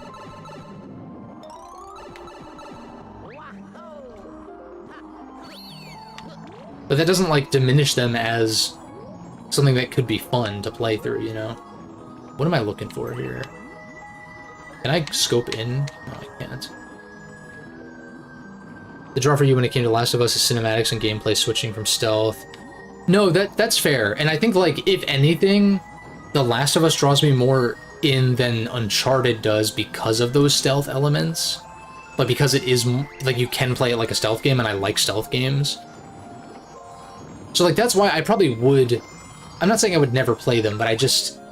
It is a style of game that I am typically averse to.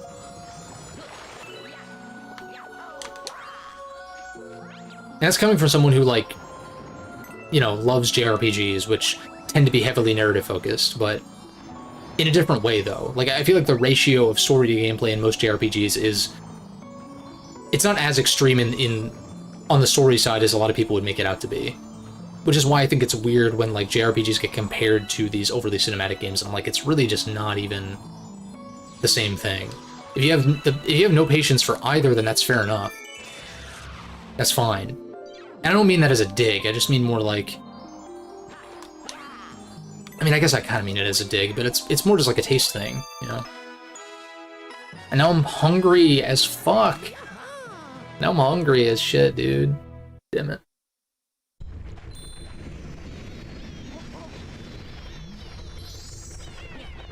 Probably need to get groceries anyway, so... Maybe I'll place an order for tomorrow or something. And maybe I'll actually splurge on a little bit of junk. Get like a frozen pizza or some shit. Yeah. So that was number 3? Which means that I missed one. Because I booted into the second instance. Which means I think 2 and 3 are in the same instance.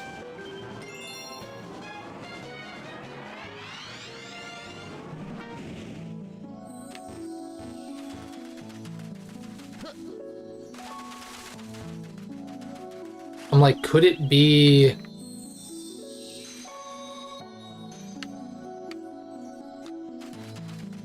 It's probably somewhere around here, then.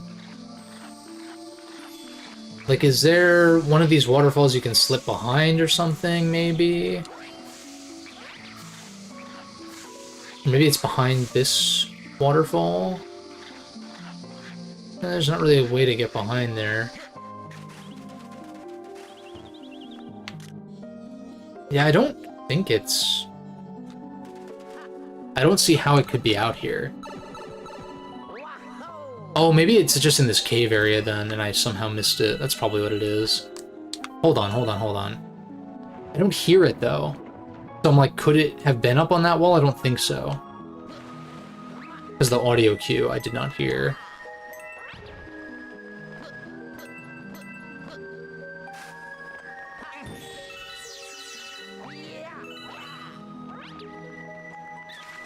I also do kind of feel like lately I have been gravitating more towards like gameplay-driven experiences than story-driven ones.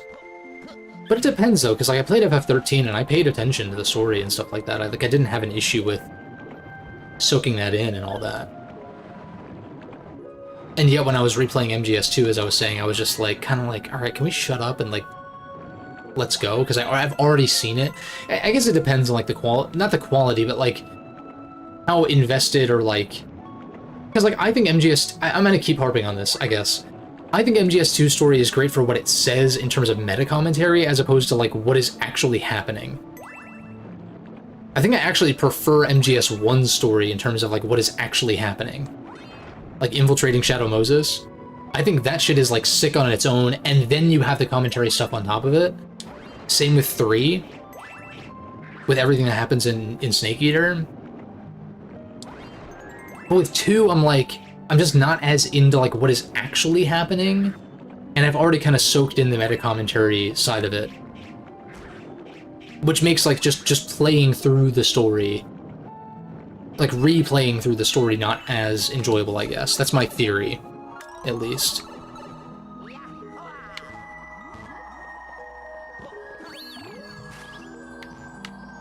I hear one off to the right though, so I think that's probably what was happening, but I can't scope in. I'm like, probably float to the bottom of this body of water that's over here.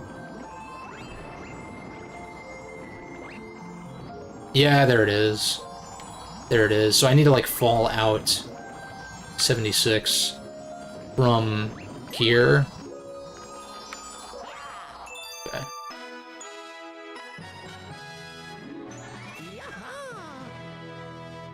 But yeah, I've gone back and forth on this as far as like whether I want to play Baldur's Gate 3 or not kind of thing. And the thing is, I very much believe people when they say that the story and characters and all the presentation, all that is top-notch. I believe it. It's more so the CRPG gameplay that I'm like, it has not clicked with me before, and I'm like, not sure that would change kind of thing. And I thought about it, I'm like, okay, I could just play it on an easier difficulty and just not worry about the gameplay side of things. I mean, I'd like to give it a shot. If I were to play it, I'd like to at least like try to dig into the gameplay, but that style of turn-based gameplay is like not clicked with me in the past.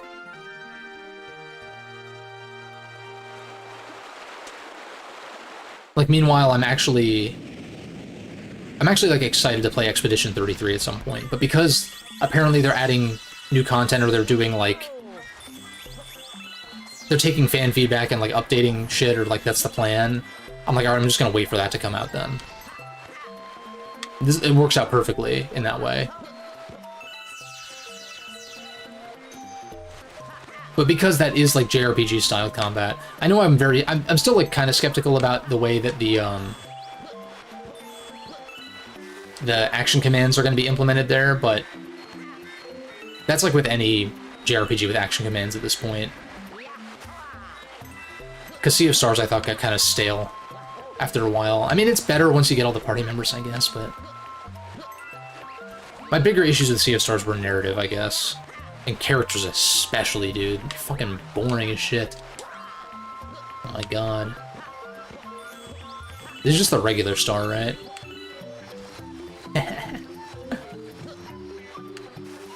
I love that Luigi's just like hanging onto the star.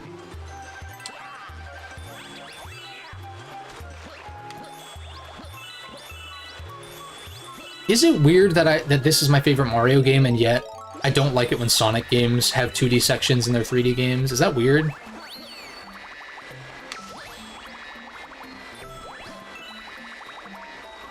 Well, even then, like, Shadow Gens did 2D really well, though, all things considered.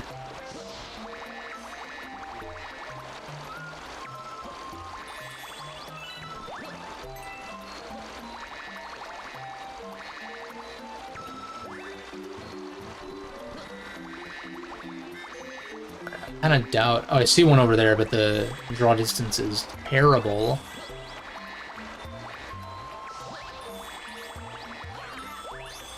Last of Us has a problem of time skipping.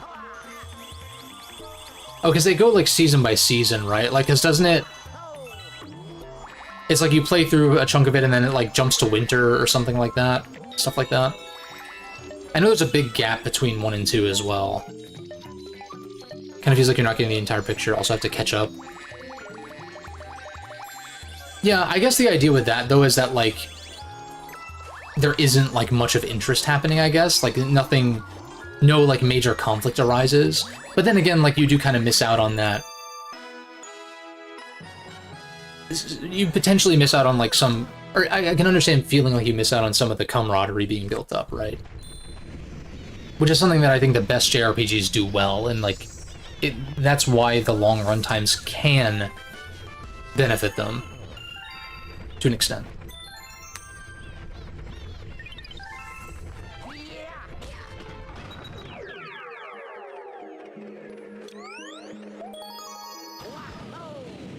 This is actually becoming pretty fun. I mean, it's Galaxy 2, so of course it is.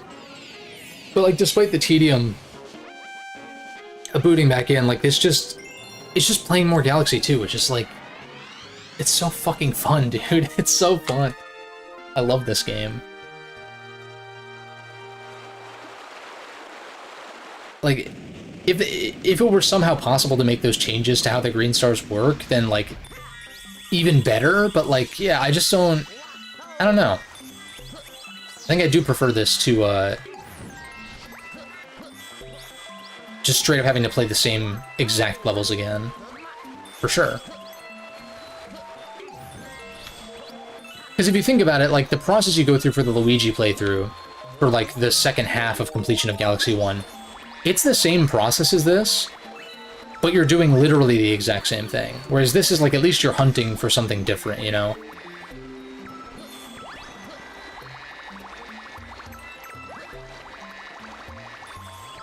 See, I'm, like, even more convinced, like, Galaxy 2... Galaxy 1 is not far behind, like, it probably is, like, my number 2 Mario game, but if I did have to order them, and I have in the past, and I will continue to do so, Galaxy 2 is number 1.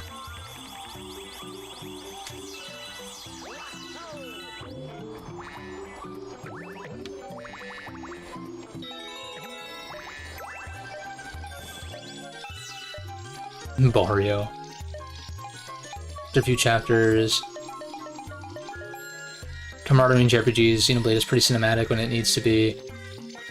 Yeah, I think the character-driven nature is, like... Because that's the thing, like JRPG stories, like the plots, they can get pretty bonkers and kind of stupid at times. I like that sometimes, though, to be fair. Like, I like FF8's story, for instance.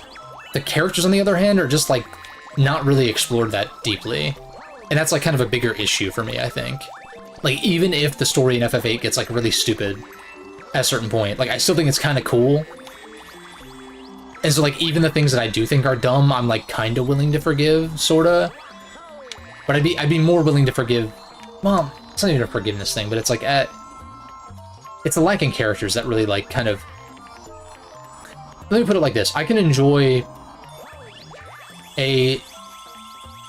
Wait, it's like, it's on the other... It's on the upper side of this vine somehow, though. So I need to, like, die before I hit a checkpoint.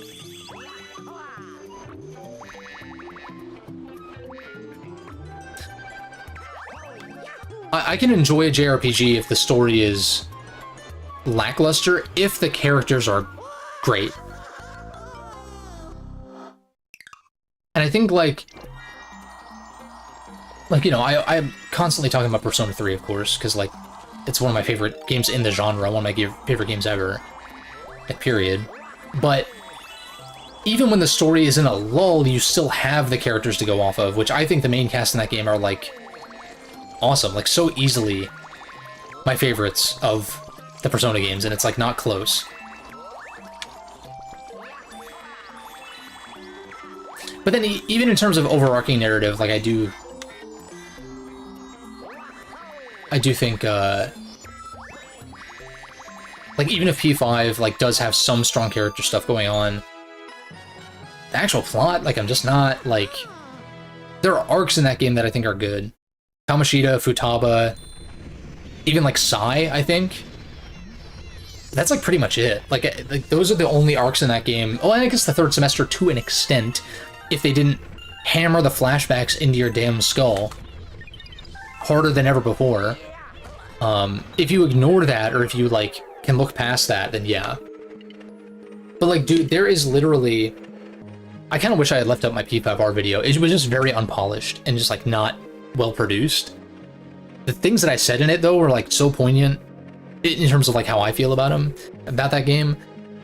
There's literally a moment where, like, the Phantom Thieves, like, they, like, show up to save, just, like, help Joker or something like that.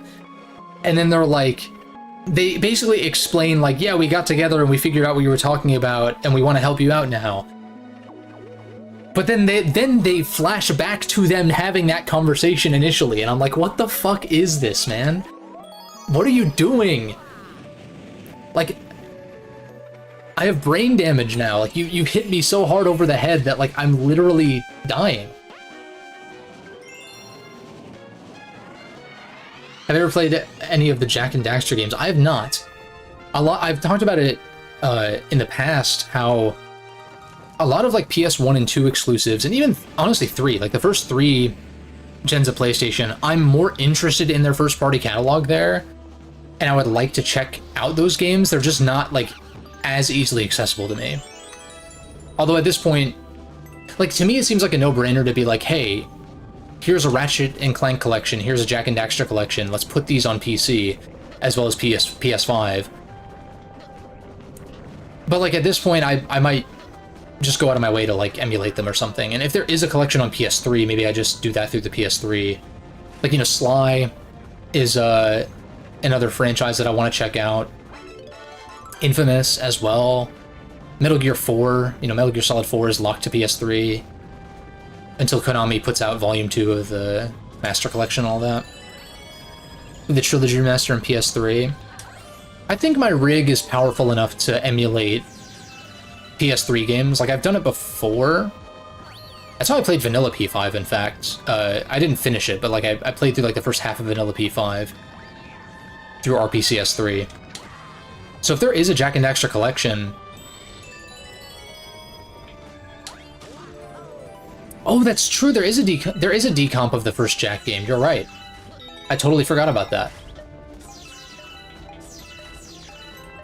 Yeah, that might... I might have to... I might have to make a list of, like, platformers in particular. Because a lot of my backlog are, like, RPGs and such. But I might have to, make a list of, like, platformers that I haven't played that I want to get to. I'm surprised that didn't kill me. We take those.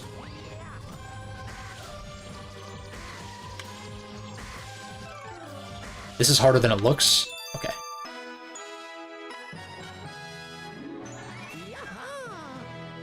Yeah, that's true. That's true. Crash is another one. Yeah, there's, like, quite a bit from, like, early PlayStation that I just, like, don't have experience with, basically. Because, like, a lot of their newer stuff I'm just not that interested in, but their older stuff I am more curious about.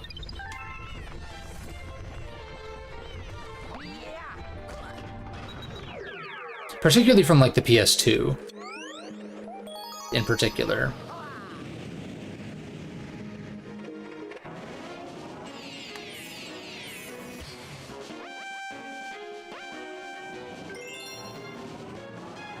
They say old is gold, yeah, fair enough. I think a big part of it, too, is, like, having grown up with that generation of games. I mean, I started on N64, but, like, I was so young, like, I didn't play, like, the greats actually on N64, except for like Mario Kart and like what else did I have? I didn't have Mario 64 or Ocarina or Majora or anything like that, or Banjo at the time. Yeah, I played those later. I wasn't paying attention if that was the first Green Star or not. I think it was. But yeah, I mean, I love going back to like PS2 gen. I mean, I'm playing like through Raito, the Raito remaster, which is of a PS2 game, so it's like, it's great, it's good shit, man. Like, I'm gonna replay Path of Radiance and stuff, it's like that, yeah. There's plenty of newer stuff too that I really love as well. It's just, oh my god, can we not? It's just like the good stuff from back then has already been kind of weeded out and like, sort of like, how would you say, like, it's been curated, you know? Like, those older gens are kind of curated in a way that, like, it's easy to look back and be like, alright, these are the critically acclaimed games, or like, these are the games that people still love. Let's check these out and see how I feel about them. And the same can be said for newer games as well, but I think that sometimes there is a recency bias. I don't know how I didn't die there again. There is sometimes I find a recency bias. Oh shit. I'm so bad. I keep repeating myself. There's a recency bias that I think can inflate the perception of certain games in the moment. I've been that way with some games where, like, sometimes I need to take a week or two after I finish something to, like, really kind of think about it and be, and like, how do I feel about this now that I'm removed from it, now that I'm not currently playing it, right? Because lots of games can be fun in the moment, but when you think back on your experience with it, things can change. Like, it's like I was just saying, like, I thought these things about Persona 5 Royal, like, when I was playing it and when I made my video on it, but I have become much more critical of that game the further removed I've gotten.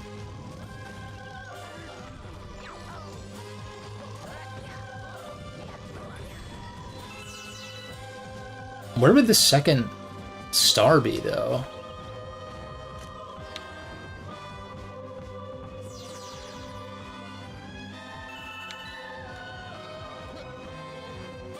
Like, wait, no, there's more before you actually get to Bowser, right? Yeah, okay. I'm like so used to these gates being like at the actual end. Also, I hear it. Oh, that's cool! That's cool! That's cool.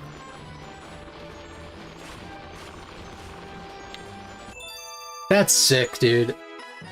That's actually dope. Xenosaga, that's true. That's true. Xenosaga is, like, it's intriguing to me. I know those games are, like... From what I understand, those games are, like, kind of unfinished. Or, like, they were, like, way too ambitious for the time. So I kind of wonder how they might hold up, but... Ambitious can be cool. You know, ambitious doesn't always hold up. It depends. So what are we sitting at? I've done 36. So I at least want to get past the 40 mark. I don't know, I'm down to, like, keep going. A lot of these streams have been shorter, so I can do a little bit of a longer one. Ooh, Half-Life. So, like, I actually did try to play Half-Life, and I was not super into it. I gave it a fair shot. Like, I streamed a good chunk of it. That and Half-Life 2, back when I was still streaming on Twitch. That would have been like 2020 or 2021 or something like that. And that's like kind of one of those examples where like first-person shooters aren't really my thing. I guess. Because like I enjoyed the newer Doom games more, but even then I came away from them being like, I don't think I like this that much. Undoubtedly well-made games, but like not my genre kind of thing. Metroid Prime kind of being an exemption because, or an exception because of more of the focus on exploration and like the Metroidvania elements as opposed to like kind of just being shooting things. I know that's a boiling down of the genre. I know these games are very complex and they are popular for a reason and all that. I'm not trying to diminish that. It's more just like, it's just not really my jam. Oh shit.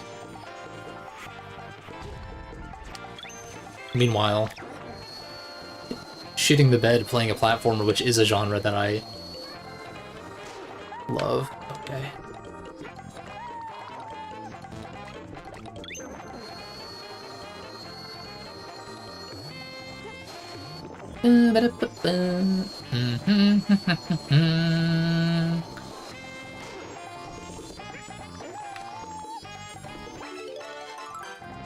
So where is this?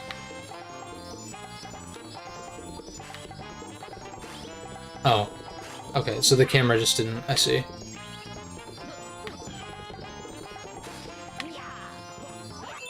Nice. Almost 40 stars, yeah. No, because I was close to the 20... I hit, I think, 20 stars at around the hour mark. And so I was thinking, like, yeah. Moving at a pretty brisk pace, which is nice. It's like a little bit less, because we're already past the 2 hour mark, and I don't quite have 40, but... No, that's fair. Yeah, I mean, I feel like I gave them a pretty good shot. Not saying I won't go back to them at some point, but... You know.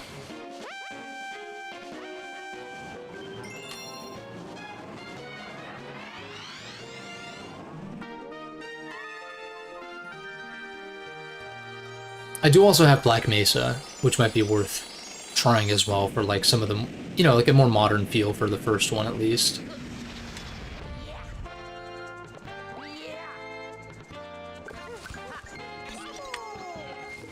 Alright, so I think we can safely just pass, like kind of breeze through this section.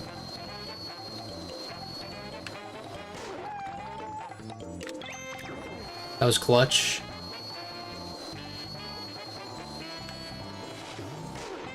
Oh shit, I fucked it up too. The thing is, like, when the balloon pops, you get like an insane burst to your lateral speed. So like when it pops, you kind of like, you can drift really far if you know what you're doing. Yeah, Portal I enjoyed a lot more. I played those games a long while ago. Like, Portal 2 was one of those games I played, like, back on my, you know, crappy laptop when I was in, like, high school or whatever.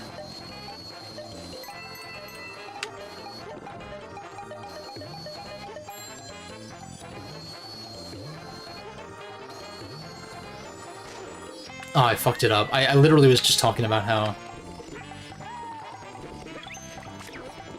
Oh, shit. Yoshi. No! No-shi.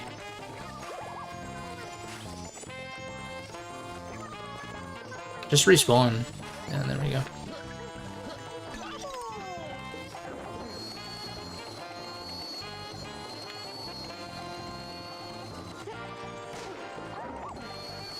I think it's like if you're holding your breath and then you initiate a flutter jump.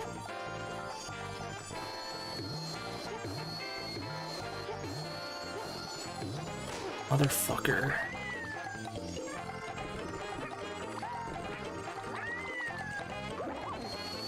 Can I just, maybe you can just like drift over like this. Yeah, that's probably the intent. Yeah, that's how you do it. Okay.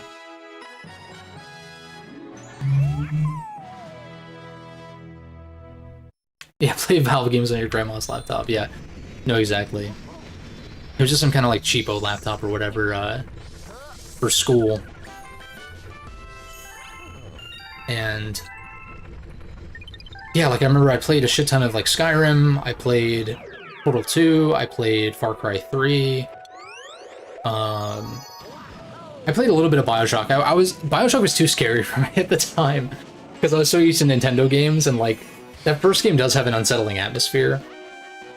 I just wasn't used to playing games like that. Now Bioshock is like, I don't really like going back to that game that much, but when I like played it in full, when I got around to finally doing that, it wasn't as unsettling. Very cool atmosphere though. Rapture is like an amazing setting. That's for damn sure.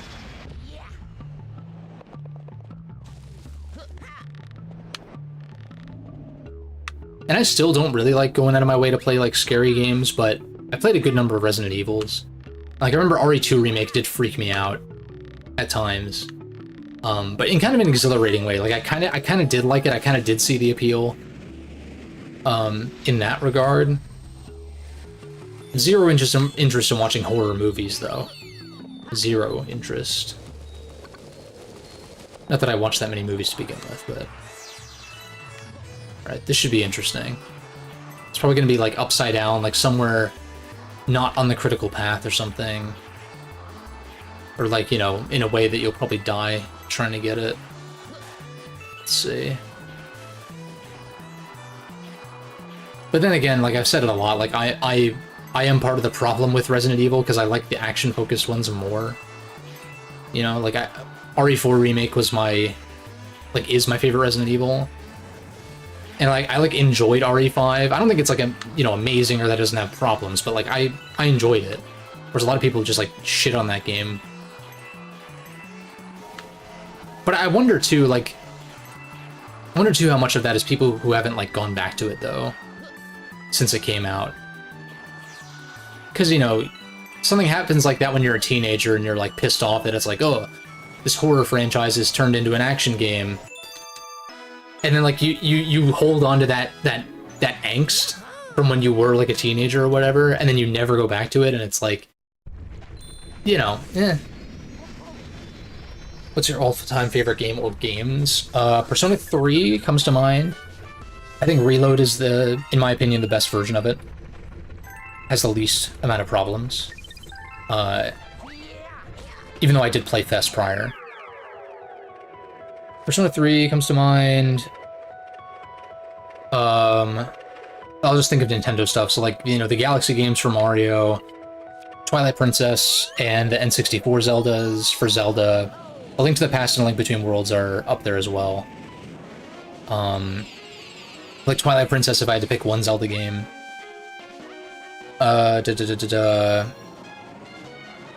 Metroid is like one of my favorite series, but primarily Super... not Fusion.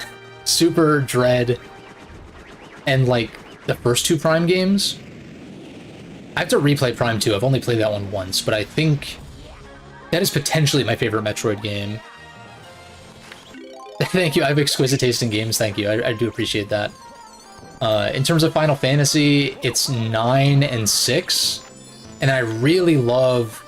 I like a lot of what the original 7 has to offer, but I have a whole tier list or whatever where I explain my stance on that more, but like I think the 7 remake games are awesome. Like the combat in particular is so fucking good. Like I said, RE4 Remake really kind of blew me away. System Shock Remake I really enjoyed as well. These are maybe not like all-time contenders, but they're up there. Super Metroid, yeah, dude, Super Metroid is like real special. I mean, I played that game a long-ass time ago. Not as long as when it came out, but yeah. Kid Icarus Uprising is great. I wish there was a way to play it that isn't on a 3DS. But yeah, Gustavo's with me on a lot of this stuff. The Mega Man RPGs, yeah, Battle Network is a big thing for me. Those games have issues for sure, but like Battle Network 3 is like hugely nostalgic. I think it's the best one overall.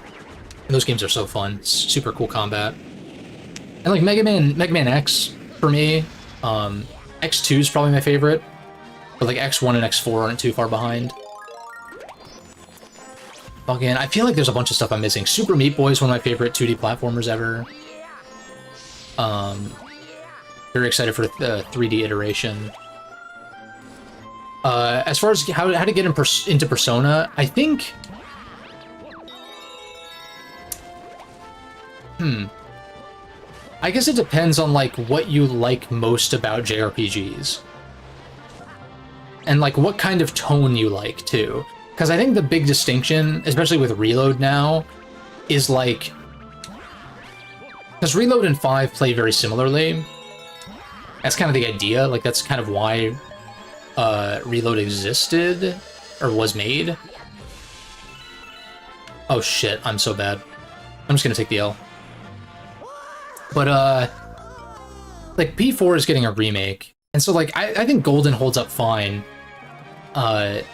So, like, I don't think you have to wait for that necessarily. It just, I don't know. I think 3 is the best one, like, really overall.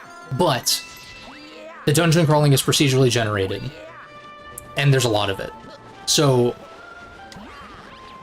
if that seems like something that would bother you, then it might turn you off. Because it has turned off a lot of other people. P5 is the only one of the modern games, at least. Because, like, P1 and 2 are... I haven't played much of them, to be honest, but they have merit, but they are different. They're more like old-school JRPG style.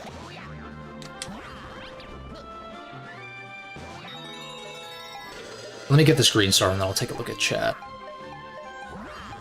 But, like, 3 and 4 both have procedurally generated dungeons. I think 3 is more tolerable. Can you play them on PC? Yeah. Yeah, they're all on Steam. In fact, the Steam sale, like, Reload is like 30-some bucks right now, which is kind of crazy. It's only a $70 game. I think it's 55% off or something. Persona 5 Royal is probably really cheap as well. But yeah, like if you can list off some JRPGs that you have enjoyed, I think it'd be easier to tell. Because I do think 3, in terms of story and character, is like the best one. I think there's merit to the other ones, sure. And there's a different vibe going on from game to game, but now that, like, Reload plays like 5, which I think is a good thing, all of a sudden that happens and some people are bitching and moaning about it, even though it's like, what did you expect? But Chrono Trigger. Modern Persona is quite different from Chrono Trigger.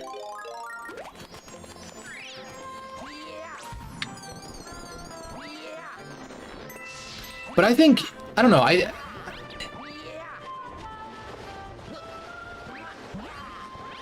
think if you, like, watch a trailer for them or something,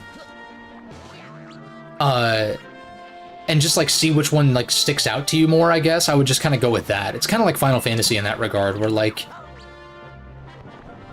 you know, I could recommend some Final Fantasies that'd be good to start with, too, but it really is a matter of, like, just kind of, like, doing a little bit of research into, like, what the gist is, or, like, what, you know, what makes these games tick, and, like, picking one that sounds interesting to you, kind of thing.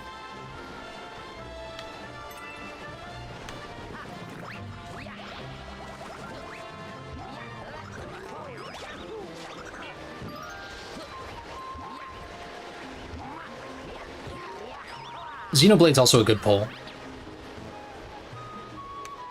I don't have experience with that series, so I'll let Gustavo kind of take the reins on that. I'm assuming the next one's over here somewhere.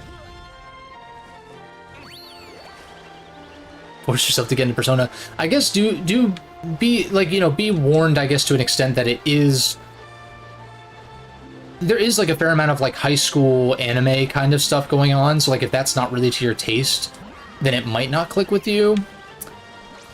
I personally find some of that stuff to be somewhat of a turnoff as well, and I think that 3 has the least of that kind of stuff, in my opinion. But I do kind of look at the Persona games as, like, period pieces too, because, like, they take place in particular time periods. So I think that is part of the appeal for me when it comes to 3, especially because it takes place in 09. And I was still in middle school, but, like, it's an era that I am, like, very nostalgic for, and that's definitely a factor. You know, flip phones and all that kind of stuff. P4 is in 2012, but you're kind of out in the boonies, and so, like, they have CRT TVs still and stuff like that. It's like... In fact, I thought, before I played Persona 4, I thought it took place in, like, the 70s or something, because of, like, the yellow kind of flowery aesthetic that Golden has going on. It's not 70s, like, at all, but I got that impression, though.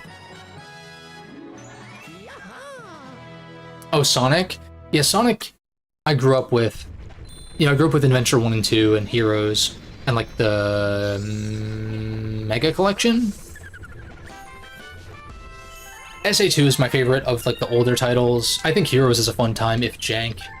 And I think Shadow Generations is, like, so fucking good. Like, I thought Shadow Gens was really impressed me as someone who had been really outside of Sonic for... outside of the Sonic bubble for a long time.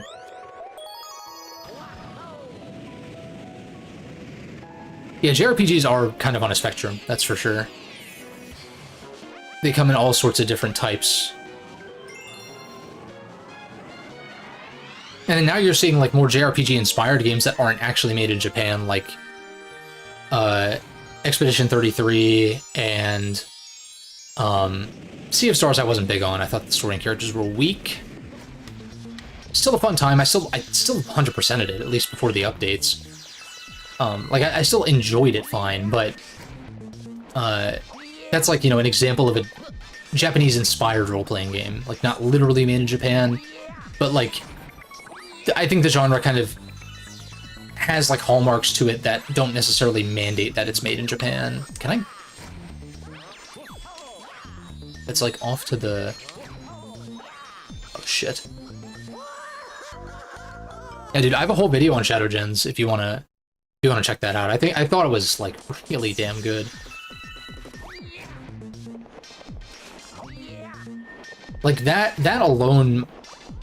As nostalgic as I am for SA2, like, I think Shadow Gens might be, like, my pick for best Sonic game, or, like... Because, like, you know, SA2, for as much as I love it, it does have issues. You know?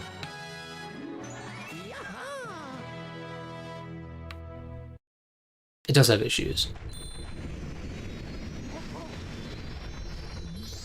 So we had little exposure to JRPGs, where would we even start? I mean, I started back in the day with Pokemon and Mega Man Battle Network. But I feel like if you're new to the genre, I feel like those are a hard sell for certain reasons. I think Pokemon could be decent if you're willing to emulate some of the older titles, maybe. But it really just depends, I guess.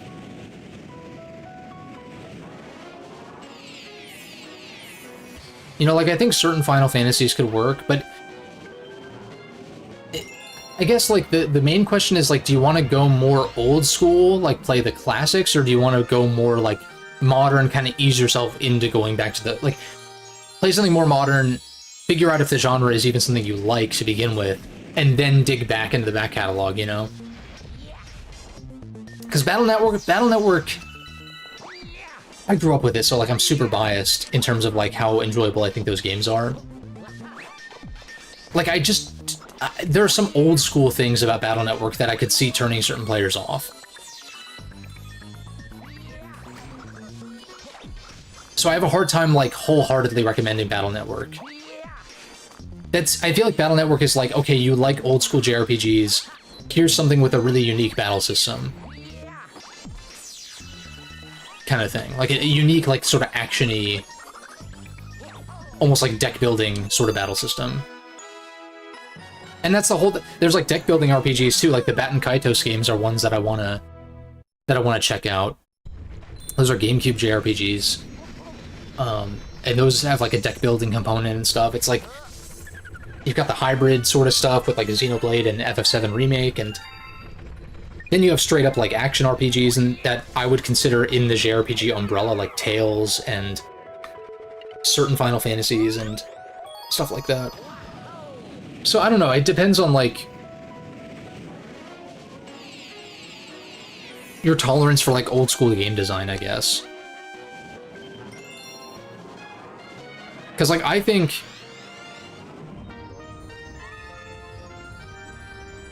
Oh, I'm just now seeing that you thought it was getting boring. Well, if you started with the first game, I don't blame you. I don't think the first game is, like, that great. I would encourage you, if you go out of your way to play Battle Network, if you own the collection already, either skip to 2 or just skip to 3, honestly. Yeah, I kind of think Battle Network is, like, kind of a niche, sort of hard sell, unless you know what you're getting into kind of deal as well. It's very unique. Like, it's very... It's almost like kind of... It's like an anomaly in the genre. It's very strange. But yeah, like that and Pokemon were what I grew up on the GBA, and then into the DS, of course. Did start with the first. Yeah, I don't think 1 is terrible, but like I do think that 2 makes some significant improvements. 1 isn't really that long though if you really do want to push through, but I would look up some maps of the layouts, because the way the level design in BN1 is like not very good. There are issues in 2 as well with that, but like, yeah. And also, like, if you want, I don't know how these streams have held up, but I streamed all the Battle Network games if you want to use them as a walkthrough. Or at least with the first game, like, to kind of help you through. Because that game can get kind of obtuse as, in terms of, like, what to do and where to go. I guess all of them kind of... They're weird and, like, kind of old school, but... Yeah. Yeah, and the random encounter rate isn't great either. I feel you on that. In that case, if you find random encounters annoying, then I think Persona is like a good jumping on point, because that doesn't have that. SMT5 would... I mean, SMT5 would be really like sink or swim, I think. Because, I mean, you could play it on an easier difficulty, sure, but like if you're playing SMT5 as your first JRPG, it might blow your mind in some ways, like actually, but... just in terms of like the scope and scale and like just how modern it is, but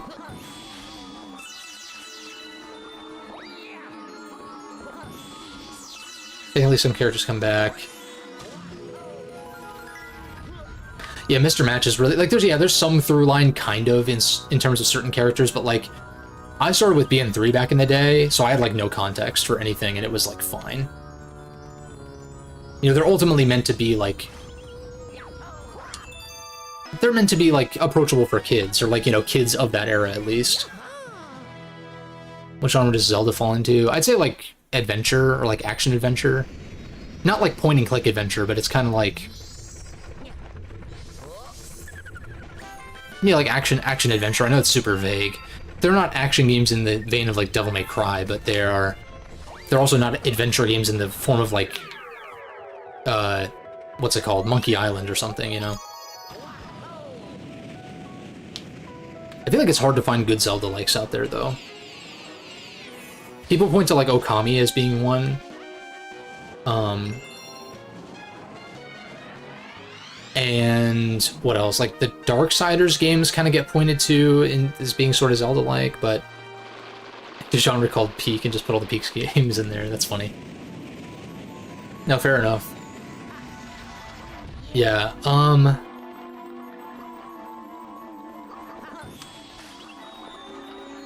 you know, I mean, I've done quite a few videos on like certain JRPGs as well. I mean, I guess be mindful of spoilers, because some videos I usually give a warning, usually, at least for my newer stuff. So it shouldn't be too much of an issue. But like maybe that could also help give you an idea of what might sound intriguing.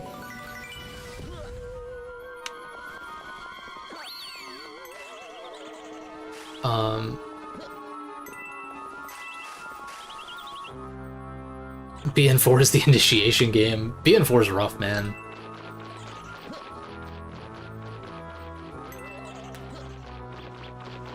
I don't know if I'd say outright skip it, but like, if you start it and you're not feeling it, then like, do not be afraid to like, jump ahead. Like, I think 3, 5, and 6 are the best. Well, 6 has the best combat. Story's ass. But Battle Network games are not really known for their storytelling, necessarily. With some exceptions here and there, sure, but yeah. I've talked about it too. Like, do I even go into spoilers that much in my tier list? I don't even know. Like, my newer tier list. I'm trying to remember. I, like, kind of think I talk more in broad strokes in terms of story there, though.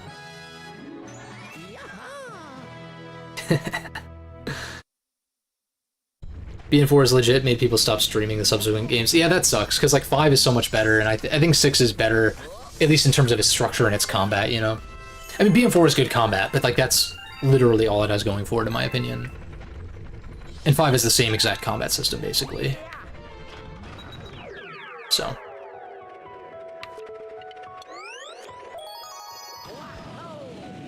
But yeah, I think, like, my Final Fantasy 1 through 9 tier list and my Battle Network tier list, I think, for the most part, I talk pretty vaguely about story stuff. So, like, if those are series you're interested in as far as the earlier titles, all of those games have random encounters, though. So, like, your mileage may vary.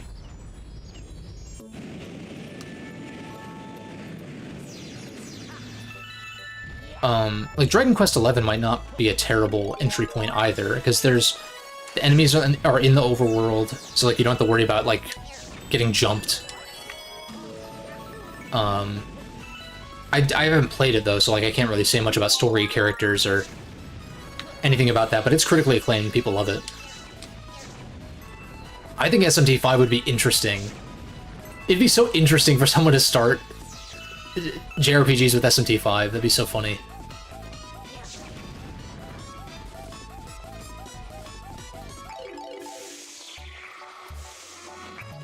I think I hear...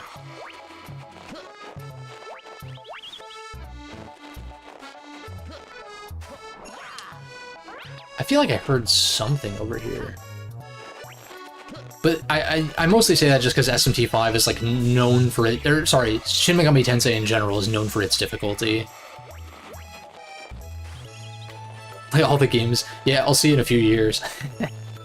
No, but seriously, yeah, just, like, yeah, take note of, you know, whatever we might have said, and just, like, at least scope it out and just, like, kind of see what might be up your alley. Is it in one of the snow sculptures, maybe? I guess if a 1-up can be in here...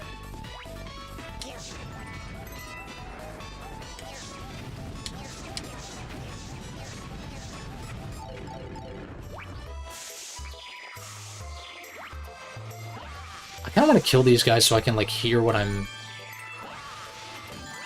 Wait, maybe it's... Is it one of these? Where it's, like, off the edge? It's weird, though, because it was, like... It's, like, over here. Is it in the Goomba?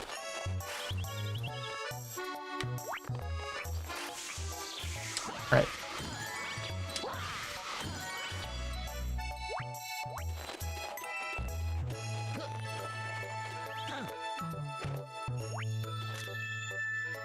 I could have sworn... Maybe it's not even on this planet.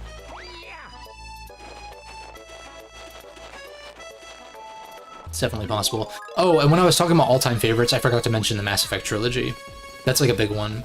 I need to replay them. I haven't played them in a while. But, that shit's awesome.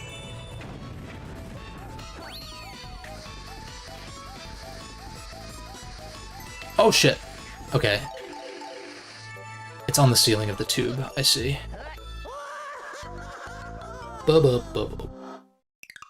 Are there any Nintendo games I forgot?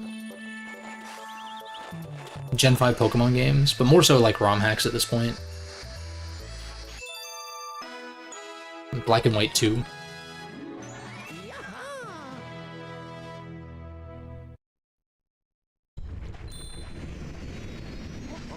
Tropical Freeze, also. That's another one.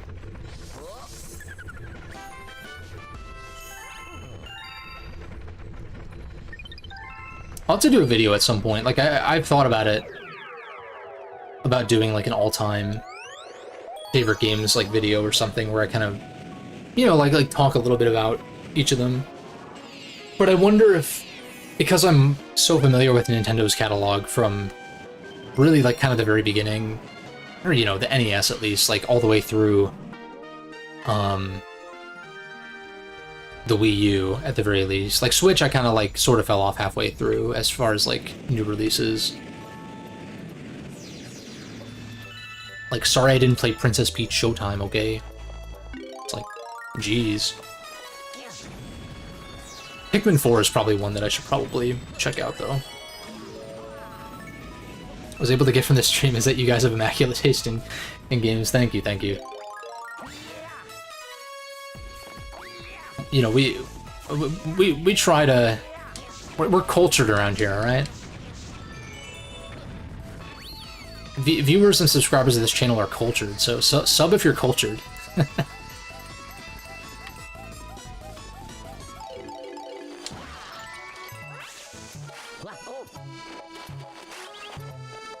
feel like I vaguely hear something, maybe.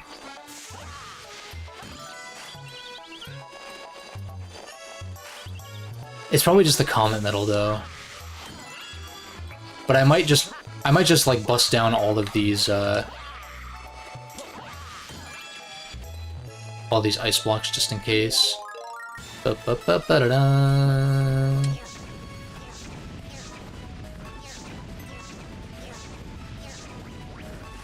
Shit.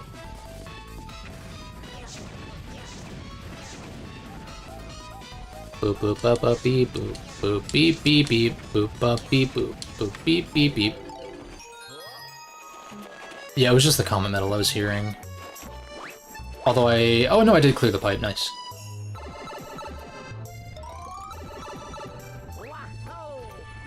I see it over there. A place of power, it's gotta be. Witcher 3 was my favorite game of all time for a while. I haven't played it in a while. I'm like nervous about it because of just like pacing things, I guess. Like I think the game, like I love that game. I'm just wondering how it's gonna have held up 10 years later in terms of like combat and pacing in particular, but that's more so like an open world fatigue kind of thing with me.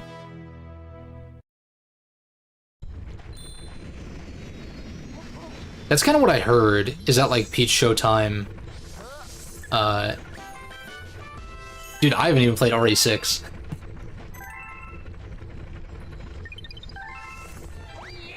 I probably will at some point, but yeah.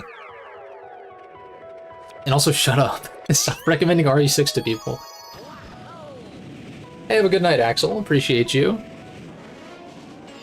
I'll be back on Wednesday, if you're around.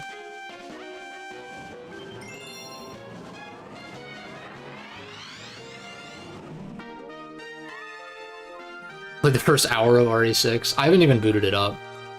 Most of the RE games go on sale for like $5. It's like I have like I think all of them except for 7 and 8 because I'm not keen on the first person thing, but yeah, I'll try to schedule it ahead of time too, so you can get notified or like see it in your sub box ahead of time and stuff like that too. But yeah, have a good night. Appreciate you hanging out.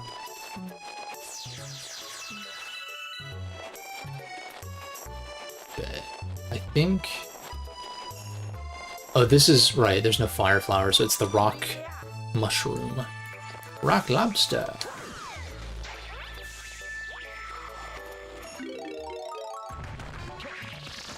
I keep getting sidetracked. Princess Peach Showtime, yeah, that's kind of what I heard. It's like, it just didn't really have a lot of substance to it. I'm sure it was a fun time. It's not so much about that, because it's like I said, like... I don't think that I'm necessarily easy to entertain. Like, I've enjoyed some games that, like, I look back on and I'm kind of like... Like, I enjoyed my time to an extent with the Switch Pokemon games, but I don't think they're very good, nor do I have a desire to go back to them. So it's like... Like, that's the distinction, right? What was my point when it came to this?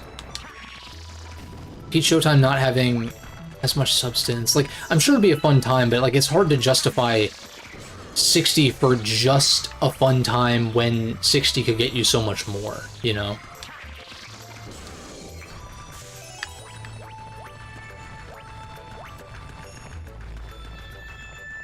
And yeah, speaking of which, like, I think I already mentioned it, but, like, the Steam sale, I'm so lucky that I didn't die. The Steam Summer Sale is kind of crazy right now. It's, like, kind of... Some of the deals are actually kind of disgusting.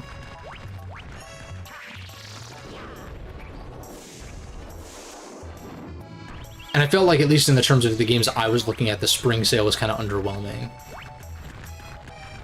I think I always pick up something. Like I said, I grabbed the original RE4. Or like, you know, the PC version of the original game. Just because that's like one of the few Resident Evils that I didn't own already. And the only other one I haven't bought on Steam is like Zero. Can I long jump for this? Oh my god, I'm so lucky for that.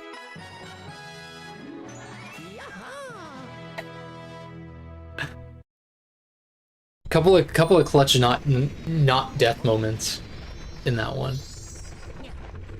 I probably should have hit the checkpoint if there was one right there. I don't know why I didn't go for that. Damn, we've done 50? I'm kind of down to Green Star Sixth Sense.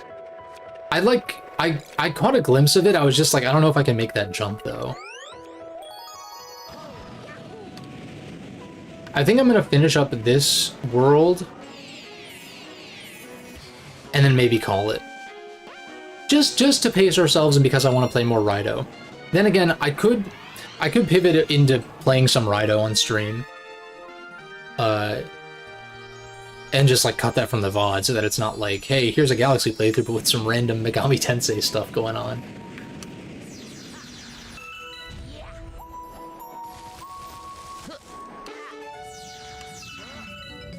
I like totally forgot how to play these.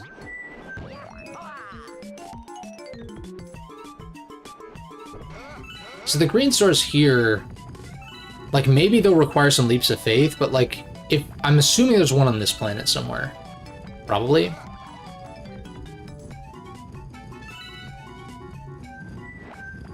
It's hard to hear or tell over the music. But I guess again, if I progress and I grab the second one, if it boots me out and it says it's the second one, then I just know that the first one is like sooner. Yeah, dude, the music in Rido is like, it's so... Like, pretty much every Megaro OST is like amazing, to be fair. Alright, it's like on this elevator ride somehow. Nice. And the ball just like falls. It's like, who cares? This reminds you of BN2 airplane comps? I don't know if that's the vibe I get from it, but I can maybe kind of see what you mean.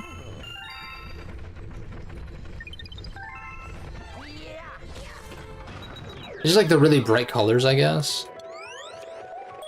Because, like, of course you have the really bright, like, blue and red with the magnetism things or whatever.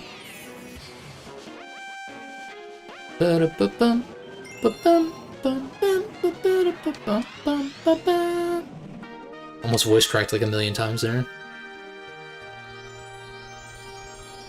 Oh, the music. Oh, I'm trying to remember how that theme goes.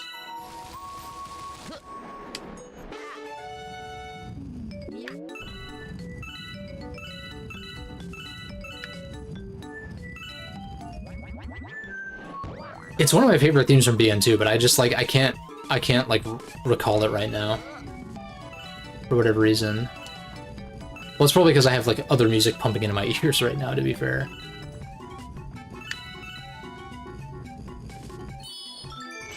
Let me see. Because I can pull this up on my phone real quick. Let's see. Battle Network 2. Magnetic. Yeah, I can kind of see it.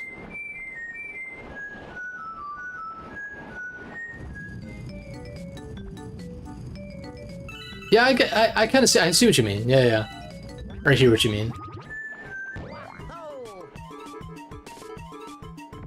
Like it's kind of, yeah.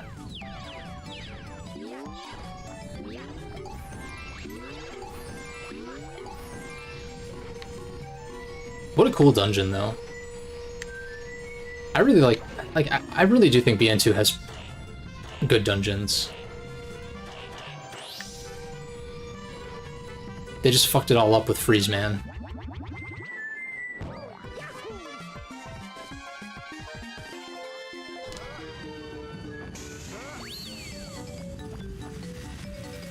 Also, I guess Shadow Man's is a little tedious, but it's not, like, the worst thing ever. What happens if you, like, jump on one of these saw blades? And I screwed it up, so I wasn't able to do it, but...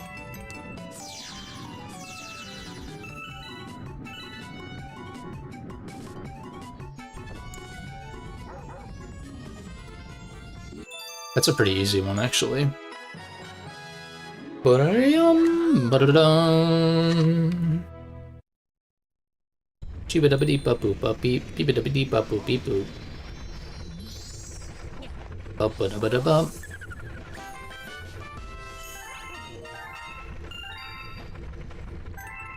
Got a lot of excess star bits.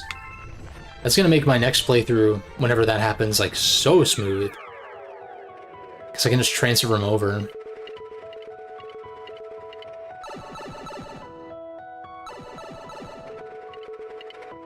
So let me just double check. So, like, I've done everything. Yeah, we got the gold. Beautiful, beautiful design in terms of, like, it just gives you the world marker for when you get the gold crown and everything, or silver crown. I mean, I expect nothing less from Nintendo in terms of stuff like that. Like, they typically nail those kinds of things. I just want their games to have actual options menus. Like, that is a thing that's very lacking in a lot of their titles. Like, they just don't give you options. That's because they're stubborn, they want you to play their games a certain way. Which is dumb. I bought it, you know? If I purchase something, I can do what I want with it. Doesn't mean I should. Not that I'm doing anything nefarious with anything I bought, but it's just more like, you know, it's like it's at my discretion, right? If I want to use a spatula to scrub my back in the shower, it's like, you know, not that I do that, but it's more just like, now people are gonna think that I do that. No, it's just more like, if you want to do that, then, like, it's your discretion. It's not like, what, is fucking McCormick or whatever gonna, like, I don't know if McCormick makes spatulas, but, like, are they gonna sue you because you're using a spatula to, like, clean out your gutters or something? Like, who gives a shit?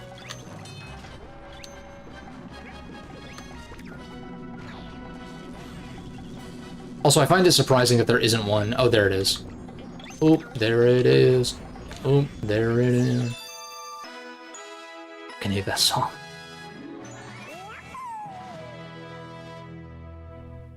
But yeah, with, like... Shut up. Yeah, but the whole thing with, like, the Mario Kart World patch, where, like, they realized that people were selecting random to avoid the intermission courses, and then they were just like, no. Like, maybe that was a mistake, and, like, I can see it from their perspective of, like, maybe that wasn't supposed to be a way around it. But at the same time, it's very clear that players are not thrilled with it, so, like, you should give them the option. Give them the option. Fucking archaic-ass company, dude. Like, they nail a lot of stuff when it comes to game design a lot of the time, but it's just like, dude, what are you doing?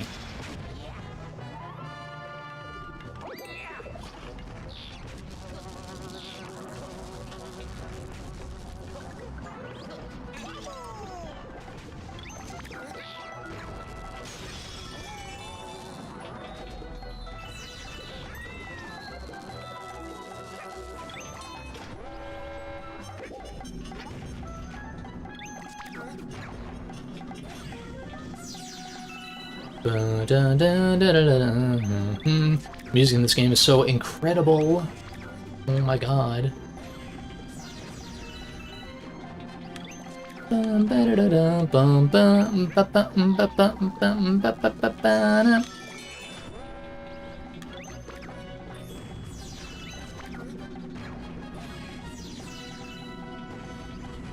You know, I think I mentioned this maybe earlier on in the playthrough, but I do think the sort of third-person shooter sort of elements with Yoshi do a lot for me, because I like third-person shooters. You know, Mass Effect, Resident Evil, etc.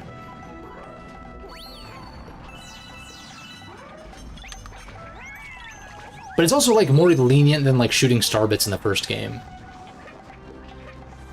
Then again, like, I guess you have the pull stars, to be fair, I guess. Also, yeah, I kind of need a bullet. I need a billium. I need a billium over here. I'm ass. Also, I can just do it from here. It's probably on this auto-scroll segment, right? Or...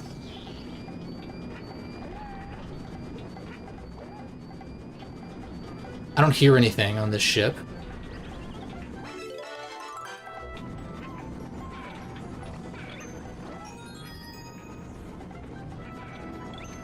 It's over here.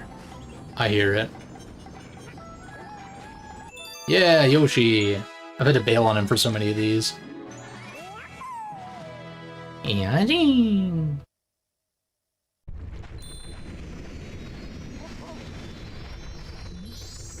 When stop hearing about how peak the actual tracks are. Oh yeah, I mean, like, the core gameplay and, like, the flexibility that allows. Have you seen some of that shit where they're, like, bouncing off of, like, poles and then, like, jumping to this wall and jumping on that? It's like, it is kind of like the anti-grav from 8, but, like, expanded upon. Because, like, when you're in midair, or, like, when you're doing that and you run into something, it's not a collision, it's like you get a trick off of it. So it's not too unlike bumping in the anti-grav sections. But then, yeah, no, I feel the same way. And, like, even without that, a Mario Kart game, a multiplayer-centric game, is, I would say, never for me going to be a system seller. No, I know, it went super viral. Because, you know, I watch Short Cat's videos every now and again. Like, I actually started watching his videos tail end of Mario Kart 8. I forget how, I think it just randomly was in my recommended or something. And I find a lot of the competitive elements of Mario Kart, like, very interesting. Like, it's super cool.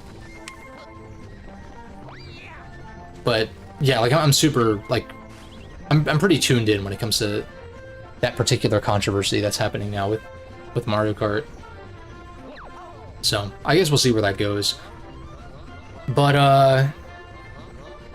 yeah, I guess, as in terms of progressing in Galaxy 2, that'll be all for now. Got a crazy mess. 54 stars. That at least gives me, like, the leeway to not have to do as much in the following streams. So we take those.